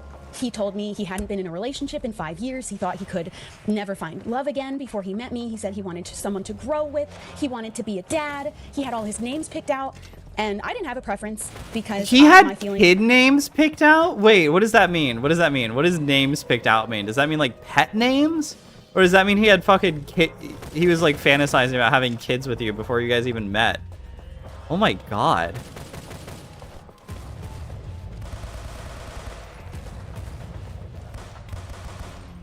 Of it is, if the timing is right and with the right person, I could. But if that doesn't work out in time or the time, you know, I'm not super pressed about it. But I started opening my mind up to the idea with him because it seemed so important to him. And I kept trying to talk to him to figure out where he was later on when I could tell things like were declining. And now all of a sudden he's telling me he's not sure he wants kids at all. In fact, he has never been attached to the idea of kids. And I told him that isn't what he said. So okay, let me get this straight. Wilbur Soot's pickup line is, I want to make babies with you and I want to name him Sheldon. And then like a few months into the relationship, he's fucking like, yeah, actually, I don't care. I never wanted kids ever. First off, how did that work on you? Second off, Jesus, that fucking sucks. Before, and he said he's allowed to change his mind. And I'm of the opinion that in a relationship, there are a few things that you are not actually allowed to change your mind without letting your partner know. I think that kids is one of them. It wasn't even important to me. And I think marriage is one of them, so I brought that up next. And I asked if he still wanted marriage. He said he wanted to marry me. And then he said, now, I'm not the, quote, I'm not the commitment guy, you know that. I didn't know that. Why are you dating me? Yeah. In fact, he was telling me the exact opposite every day. He would tell me he still wanted to be together. He wanted to work on all of the problems. He wanted to, like, he wanted me at the end of everything. He did not want to break up. He made that very clear. And I have, though, caught him in lies before, but usually it was small stuff. And I didn't want to, it wasn't anything that ever seemed worth rocking the boat over, which isn't normal for me. I hate lies. And yet I ended up lying for him. So, but he had lied about big things. And he had also been caught lying by his friends numerous times. So this is something that he feels is acceptable to do. And yeah, apparently. Everything reached a breaking point when he was about to leave for an extended period of time. We were not going to see each other very much, a few days out of every few months. And now suddenly he is dumping all of these problems that he has been having feelings about all of this time later. At one point he said he's been feeling this way a couple months. At another point he says he's been feeling this way for 6 months, immediately contradicting himself in the same conversation. And with no time to do anything about it. I arrived, never mind, I'm gonna get to something later, but I literally arrived for 3 days for this conversation to happen and then leave. My cat just woke up and she's not usually hi cat. Yeah, dude, this is super fucked up. The only simp to get the girl he wanted. Apparently, yeah. I'm sure she has like so many like fucking tier 3, 4 subscribers that really fucking want to get with her. And she's like goes with a guy who's like, I want to name him Paul. So I want to name him John. Fix any of the problems all of a sudden because I want to name him Wilbur Jr. And he insisted he did not want to break up. So he was expecting me to have a solution somehow magically, and I gave a number of solutions that would have a way forward for us to be together, but he refused to make any compromise whatsoever. And he said that the relationship was starting to feel like a responsibility towards the end. Also his words. So it wasn't over. So you were like, I don't want to be bitten anymore, and he's like, I'm not into engagement. I'm not into responsibility. My God. Responsibility the whole rest of the time to him. And he was at this point basically... What's the word? I'm afraid of commitment. Don't bite me. Sorry, I'm afraid of commitment. Oh my God, dude. This is so much worse than I remember it being. This is actually like... This is mind-blowing. Going from his response to this... Insane. I'm gonna grab a drink. My throat's starting to hurt.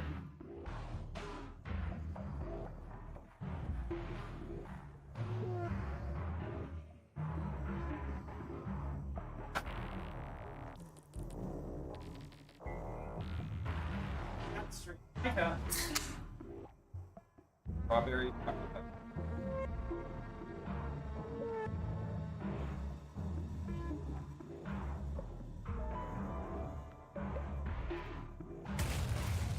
Flaunting that he would never prioritize me over anything. She's eating my laundry. Please don't cause problems. I do think he is scared of commitment.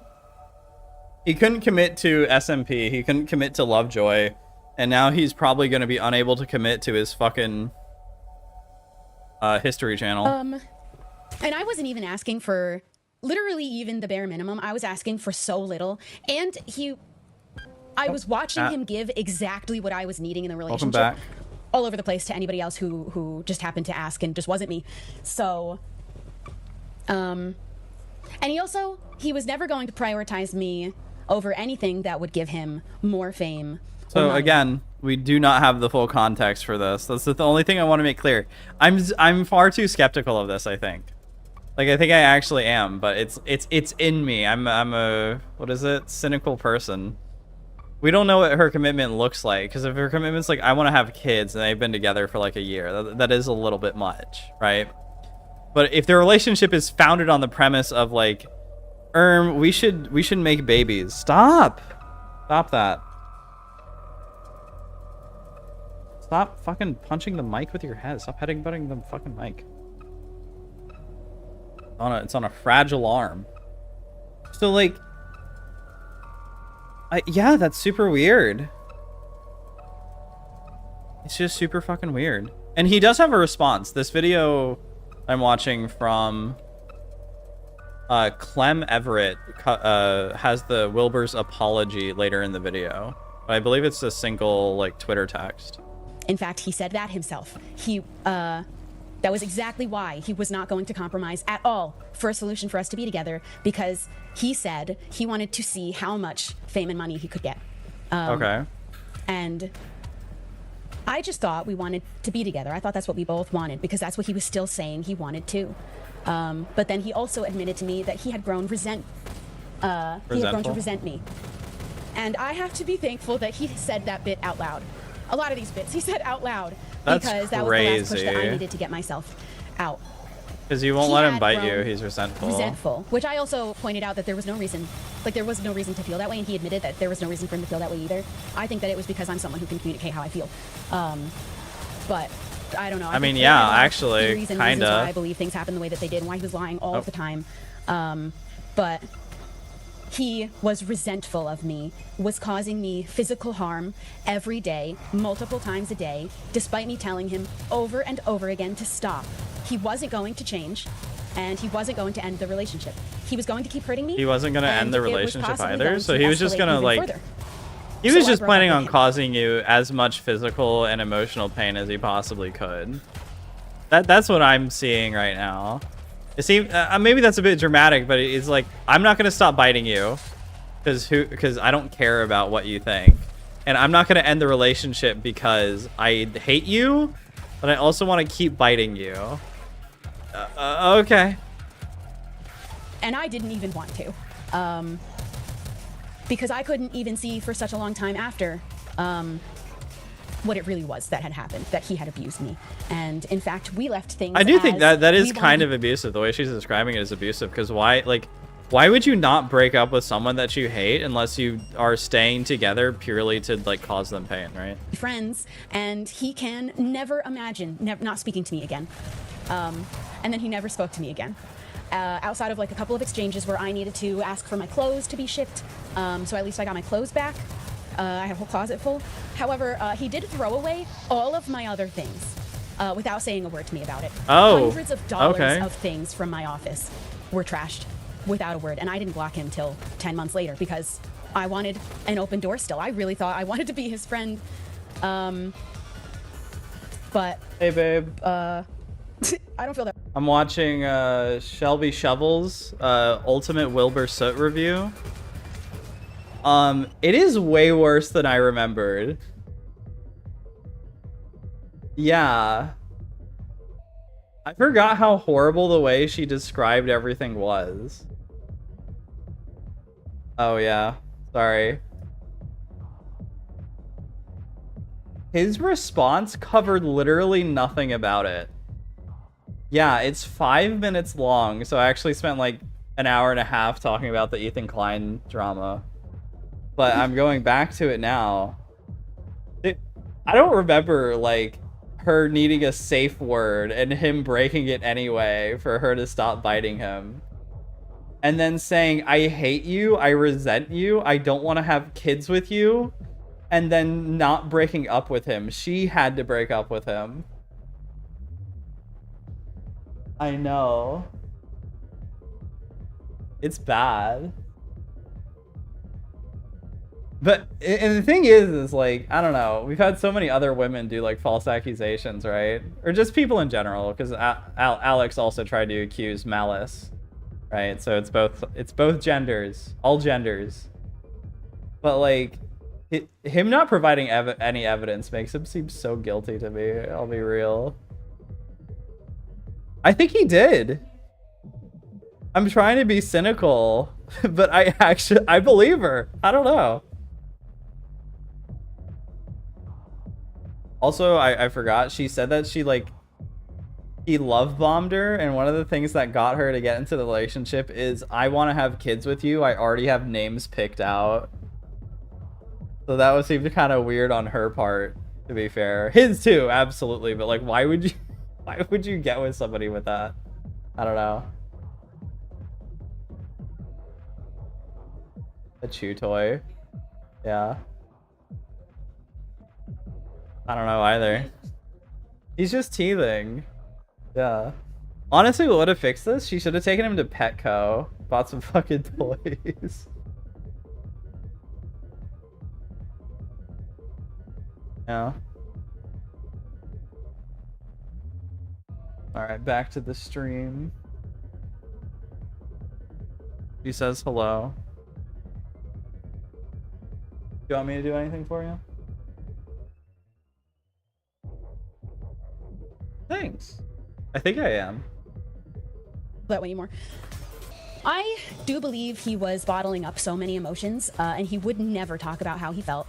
I think he did admit that he felt like he couldn't say it any sooner. Like, there was just no possible way to say how he was feeling sooner than the absolute last possible chance. Like, not even a chance, because 3 days before he left. That was actually a lie, too, also. He didn't leave for another week after I left. Oh. He brought me in, had this 3-day conversation. He was supposed to leave, and then he stayed for another week before he left with all of the friends that I was also meant to see, but he had Was he packing, or was he just, like, bumming around? But I do believe that that he was bottling up so many emotions that he was taking it out on me physically. I believe there was a moment where he knew that he didn't. It probably is a bit stressful being in like a mega successful. He tried to push me away any way he knew would hurt me, and he knew all of the ways that would hurt me. Lovejoy, but like that's no excuse. That's no excuse to use your partner as a fucking dog toy. The most, and he knew he was hurting me. There was no way that he didn't know because of the safe word that he made. And he just didn't care. He was hurting me and he didn't care. And even looked like he was enjoying it sometimes. And I can look back now and I can see all these instances that were really major red flags. There was this one time that he pinned me down and asked me to try my absolute hardest to get him off of me. And I couldn't do it, obviously. And he said something to make the point that he was so much stronger than me that I wouldn't be able to fight him back. Fight back against what? What do you mean? You don't say shit like that to people? That's insane. I don't understand that. And I was also sexually assaulted by my first boyfriend, and he knew that. I have to read that again. I have to hear that again. Of this one time that he pinned me down and asked me to try my absolute hardest to get him off of me. And I couldn't do it, obviously. And he said something to make the point that he was so much stronger than me that I wouldn't be able to fight him back. Oh. Fight back against what? What do you mean? Okay, that might be... I'm not sure how to take that, because that seems like that could be like a weird sexual thing, maybe? That still seems really fucking bad. You don't say shit like that to people? That's insane. That is a very like court lawyer moment. It's like, no. Like, she's like, no, stop. Like, no, stop. Get off of me. That kind of thing. But it could also, you know, completely be genuine. By my first boyfriend, and he knew that. Oh yeah, she's sexually assaulted by her first boyfriend. He had stopped giving anything to the relationship, and he said that why was because he was just waiting for things to change on their own. He said so he wasn't willing to also change didn't have the anything. time or energy anyway to do the things that I was asking for, but then would constantly make any bit of time and energy for anybody and anything but me. And he would say he wanted more quality time. So then I would try to arrange things for us to do online because we were long distance, but then he would complain that he doesn't want to spend all of his time on the computer anymore. And then we'd be there in person, and all he wants to do is stay inside, play games on his computer, watch movies. He doesn't want to go out. And I'm not saying any of this next part to be mean. He lived in squalor. Filth, like I have never seen. And I've seen filth. This was the worst. He would spill things on the floor and literally never oh my God, clean dude. them up. He got an ant infestation once. Really? And about it because he said. So normally I don't like in agree British that just houses. like living real So I like had to buy shit an is ant killer, abusive, but if you and live to he the wouldn't clean point his where you're bathroom for actually months. making like an inhospitable environment for everyone, that is like almost downright abusive. Yeah. And months, but would constantly complain about how bad it smelled, and I would tell him that's mold. It's mold. He complained about being tired all the time too, which I don't know if that was a lie or not, but mold. Probably because of the will do mold, that yeah. too. But he That would makes insist sense. that it wasn't somehow without having cleaned in months. But it's not mold. When I met him, he was washing his clothes without detergent. Just it wasn't using it at all. And I don't know for how long before I met him. He was just running it with water and then hanging it on his filthy kitchen cabinets. What the fuck? And I felt bad. I felt bad because I felt like he needed someone to help him learn how to be cleaner. I thought he just didn't know how. And I listened to all of the struggles of his upbringing, and I was like, he just doesn't know how. Someone just needs to show him. And then I found out that he said he doesn't clean at all when I'm not there because he just waits for me to get there to do it. And I only found out about that after we broke up because he said it behind my back. I was doing all of the cleaning and laundry for him. Also, I had a separate bathroom. I want to make that clear. I wasn't using that bathroom. I had a separate bathroom that I cleaned for myself. Yeah, that I had makes cleaning sense. supplies. I don't think he even actually knew I had cleaning supplies in there. Dude, that's But crazy. I had my own bathroom. All the cleaning, all the laundry, all of it, I was paying for. All of the like paper towels, like soap, all of that only stayed in the house so long as I was buying it. I would arrive and there would just not be toilet paper in the whole house. There were paper towels instead. And who knows for how long too. I was paying for food more than half the time because he would often push me into ordering food for us even if I had paid for the last meal or the meal before that. And I'm of the opinion now that I shouldn't have been paying for any No, food. you should not have. None at all. But I wanted to at least, I thought I was being equal by at least doing like a back and forth. But I ended up paying for food more often than just going back and forth anyway. And he would do this to his friends all the time too. I do think that's fair. But I was also paying for every plane ticket and the cat sitter, unavoidable. which cost roughly the amount of a plane ticket to England. Oh, yeah, I mean, that makes sense. So, plane ticket to England. Well, wait, she's from LA, right? Because all these people are in LA. Die? So, wait, what is a plane ticket from LA to. So, she's either an East Coaster, which if she is, then the price is about $600. Wait, this was during COVID, right? No, this is probably pre-COVID. Like $600 to $800. Flight from LA to London. Like Gatwick. Gatwick. It's about it's about the same? Dude, what the fuck? Wait. Can I go to London?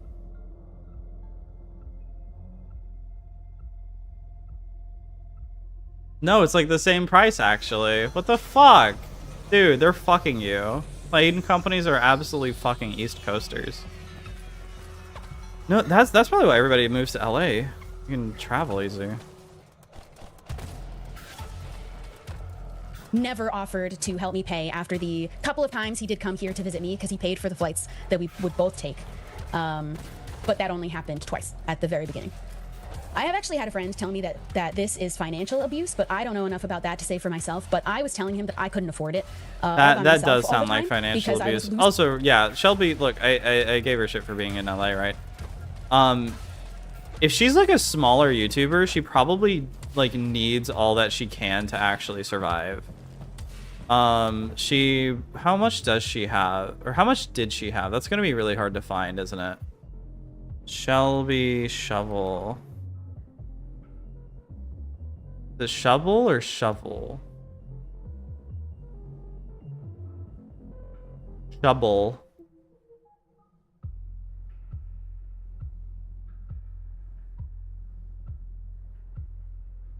So she has a million, oh my god, dude. Dude, her channel's dead. Her channel's dead as fuck. She's probably like a live streamer, right? So her actual like channel is there for people who really care. Okay, so she's like a Twitch streamer. This is her Twitter. Her Twitch. 5K followers? That's actually really good on Twitch. You can't get stats, right? Oh wait, what was that thing that Ethan used? It's like Twitch tracker? Twitch tracker double.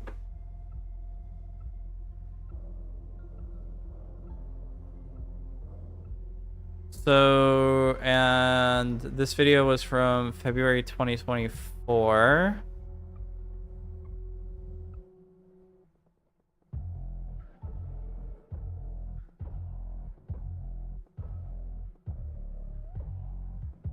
So she was averaging about 400 to 500 viewers on Twitch. If she multi-streamed, she's definitely getting livable time.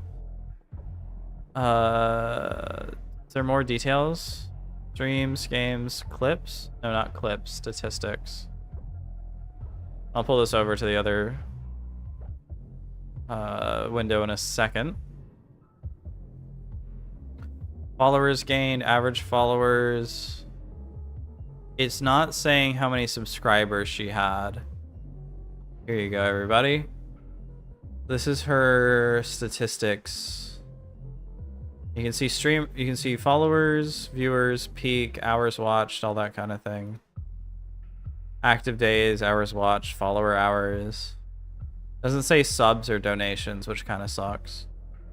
Losing money. I was never able to work properly there, and he wasn't traveling at all to see me anymore, even though he said he would. That was like the basis of our entire relationship starting off. So then he agreed to pay for the cat sitter so that it would be basically paying half the cost of my travels. And he did that once. So a cat sitter for like a week? That makes sense actually. $300, $400. And I was traveling often. I had to, because he was worried that we weren't spending enough quality time together. And then all of the time that he would have ever extra, he would choose to not spend it on me because there was an available choice, and he chose not to spend it with me often.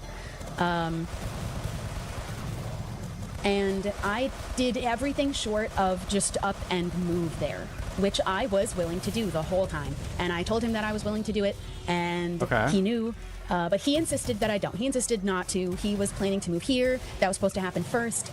And then at the end of the relationship, he said maybe things would have been different if I lived there. If I lived there. Dude, that would have sucked for her if he actually moved in with her. That would have sucked for the both of them. Maybe that could have saved the relationship. And I say all of this because I believe that people like this are genuinely dangerous. I believe he is dangerous. He was willing to lie. He was willing to do harm to someone he claimed to love more than anyone he has ever loved. I mean, it sounds like he'll claim that in any relationship, really. I don't think that. But I guess that's her point. And I felt like sharing my story was really important to warn people. I want people to see the signs that I refused to. I want you to listen to your body. Listen to your body, and get out guys. As soon as possible. Tell your friends. I mean, her body told her to make kids and to like get with this guy right away. So maybe that's not the right thing, but like, yeah, listen to your body, whatever it tells you. Hey, I hurt right now. Stop getting bitten as fuck. Dude, I am flubbing this game right now. Friends the truth and let them help you. I really thought I couldn't, because I had been sexually assaulted in a previous relationship, I just thought I was so much smarter to never, and I was like, if someone ever laid their hands on me, you had never been like immediately, it would never happen a second emotionally time. or But physically you assaulted in that way, right? It just kind of happened so slowly over time. So it got makes worse and sense worse that and you wouldn't worse be able to see it until coming, the point I where think. there's no way to deny the fact that he was hurting me and he knew and didn't care. That's just the kind of thing that I keep repeating to myself when I'm like, but was it bad enough? It wasn't violent enough. But I was being hurt multiple times every single day, days and days and days and days for a month at a time in a row.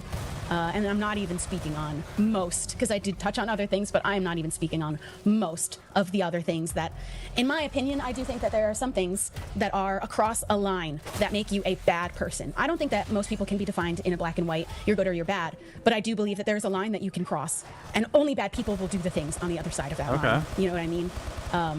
So like, and it sounds like cross that line. from the financial And aspect, I could still excuse that as lazy. That my soul is so healed, I am light years beyond him.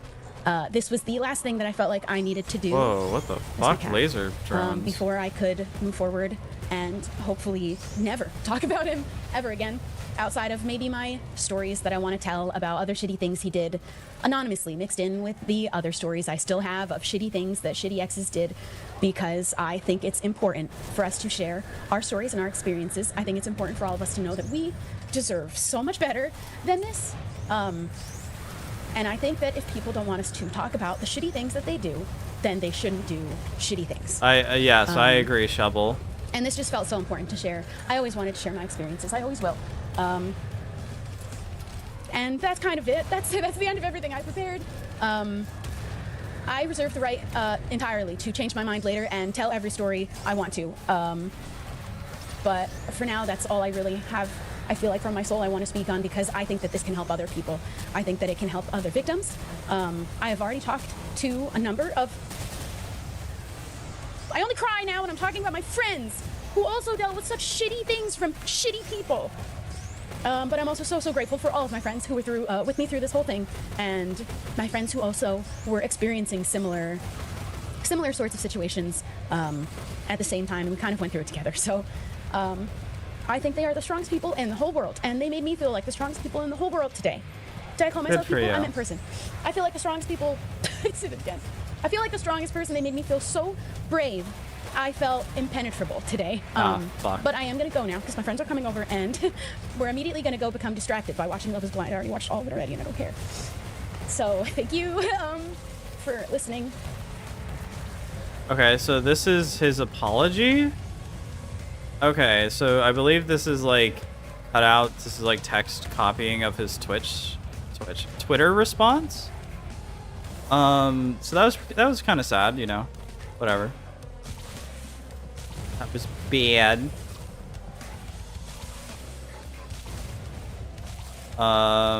So his Twitch response. Oh, so this is annotated. I want to see what he actually wrote. I don't care about this random person's annotations. Wait, Jesus Christ. Wait, let me kill this one fucking guy. There we go, got him. Okay. So we have, in the past weeks, a series of allegations have been made over my conduct from an ex-girlfriend. I want to emphasize that although I feel it fair to offer my perspective, this person's feelings are valid. So that basically is an admittance that it's true. I have taken my time sharing this statement as I wanted to process and respond respectfully and with the hope to gain a deeper understanding for the situation. Despite our relationship's final months, I regretfully became slobbish, disrespectful, and selfish. Okay, so that seems like lies.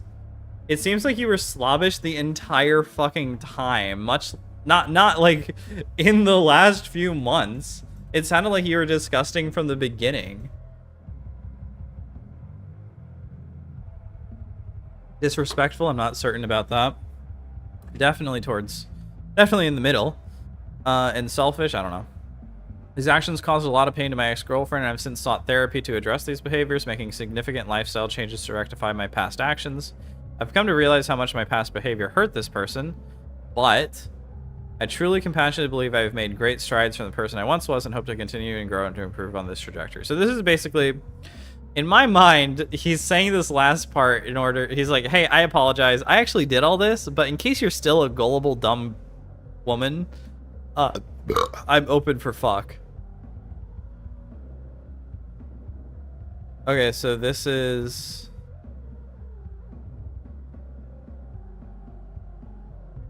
the allegation of abuse, particularly in the form of biting, deeply shocked me. Throughout our relationship, I understood that our numerous conversations and text messages exchanged on the subject that this behavior was consensual, playful, and reciprocally enjoyed. I truly believe those personal message exchanges reflect mutual affection and understanding. So if he did, he should have showed them. I would have loved if he actually showed any messages that prove that this was like a playful sex thing. Out of respect for her, I choose not to publish them. How about respect for yourself? No, I actually do think he did it now. And I emphasize my perspective and is not shared to diminish or invalidate anyone's feelings. Instead, I share it in the hope that I can offer genuine, fair, and relevant insight into my understanding. Wait, so did he?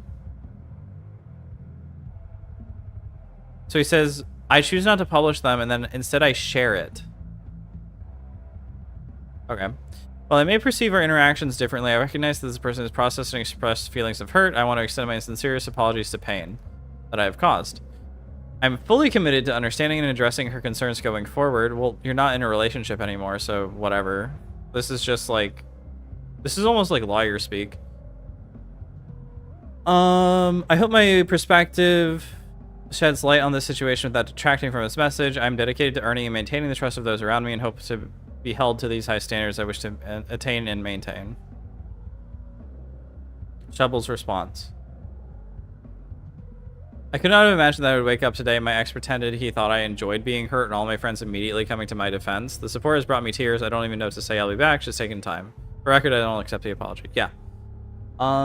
Very good. Jesus Christ. Holy fucking shit. I don't want to rewatch this because I think he doesn't even apologize. He like mentions it like random, like I don't want to talk about it. I'm doing my own thing now. Jesus.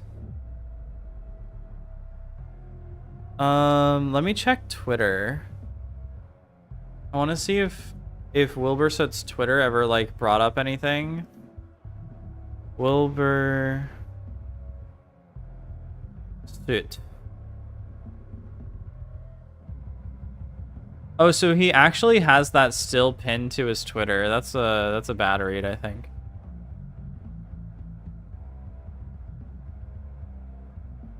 So Dream actually responded. Let's bring this up. I have like a billion tabs. So Dream earned a W after this. Dream earned that W. God, I'm so cringe. She said she withdrew consent using a safe word, and you frequently would intentionally bite down harder afterward to the point she would scream. Even isolated from everything else, this is clearly abuse. While reading this, I was waiting to see you talk about the issue, to say anything at all, only to finish reading and find out you didn't acknowledge it once. I don't understand how you thought this accountability or apology was, or even an informative statement. This did serve as confirmation he was talking about you, which I'm glad to have, Wilbur. You took accountability for being slobbish, disrespectful, and selfish, and it seems that those are the only things you acknowledge as your past problems, while overshadowing the physically abusive actions and claiming to be completely reformed now. You truly think you did nothing abusive, and the statement is built on that foundation. You are being dishonest with yourself, or us, or both. You describe these actions as consensual without refuting her complete revocation of consent through your agreed-upon safe word. I mean, you guys get the idea, right? I don't need to read the rest of this.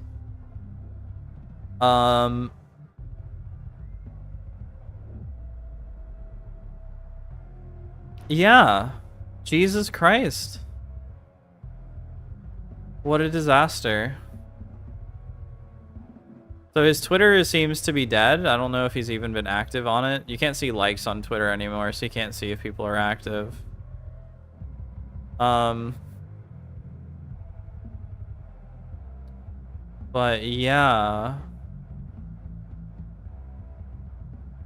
I think that's super fucked up. How informative, how observant. Yeah, that's terrible. He lied.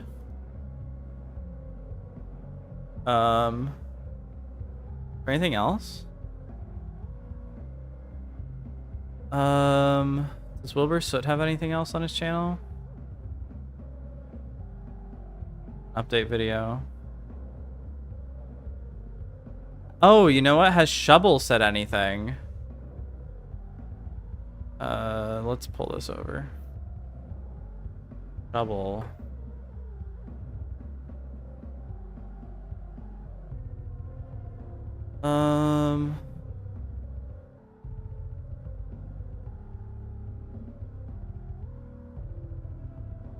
I have to find her fucking Twitter.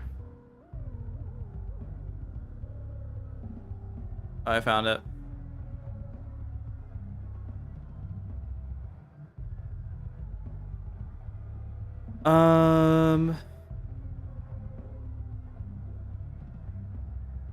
She has not mentioned anything about it. Okay. Oh, replies? Nope. Okay. All right. Well, that's the end of the drama. That's the end of the Wilbur Soot drama for now.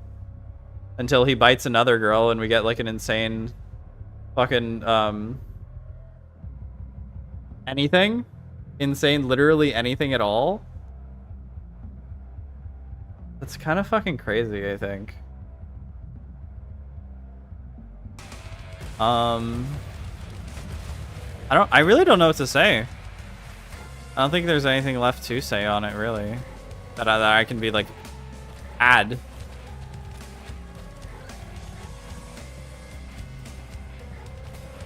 But, you know, I should probably go up there. I didn't even notice that giant fucking tower.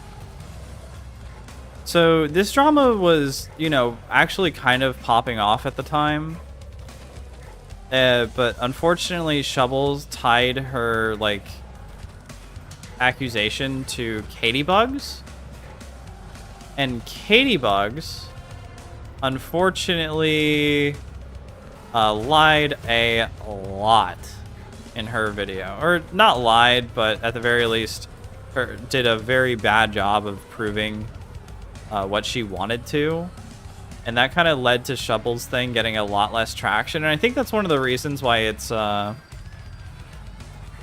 as memorable or not as memorized as it ought to be. Because people remember a lot of shit about Katybugs drama, but not that many people remember that much about Shovel, including me. I completely forgot about 99% of it. Oh, there's the button. Wait.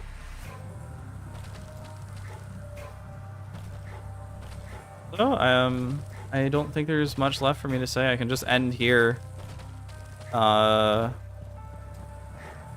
guess I could watch JXC's video. Maybe I'll leave that for next time.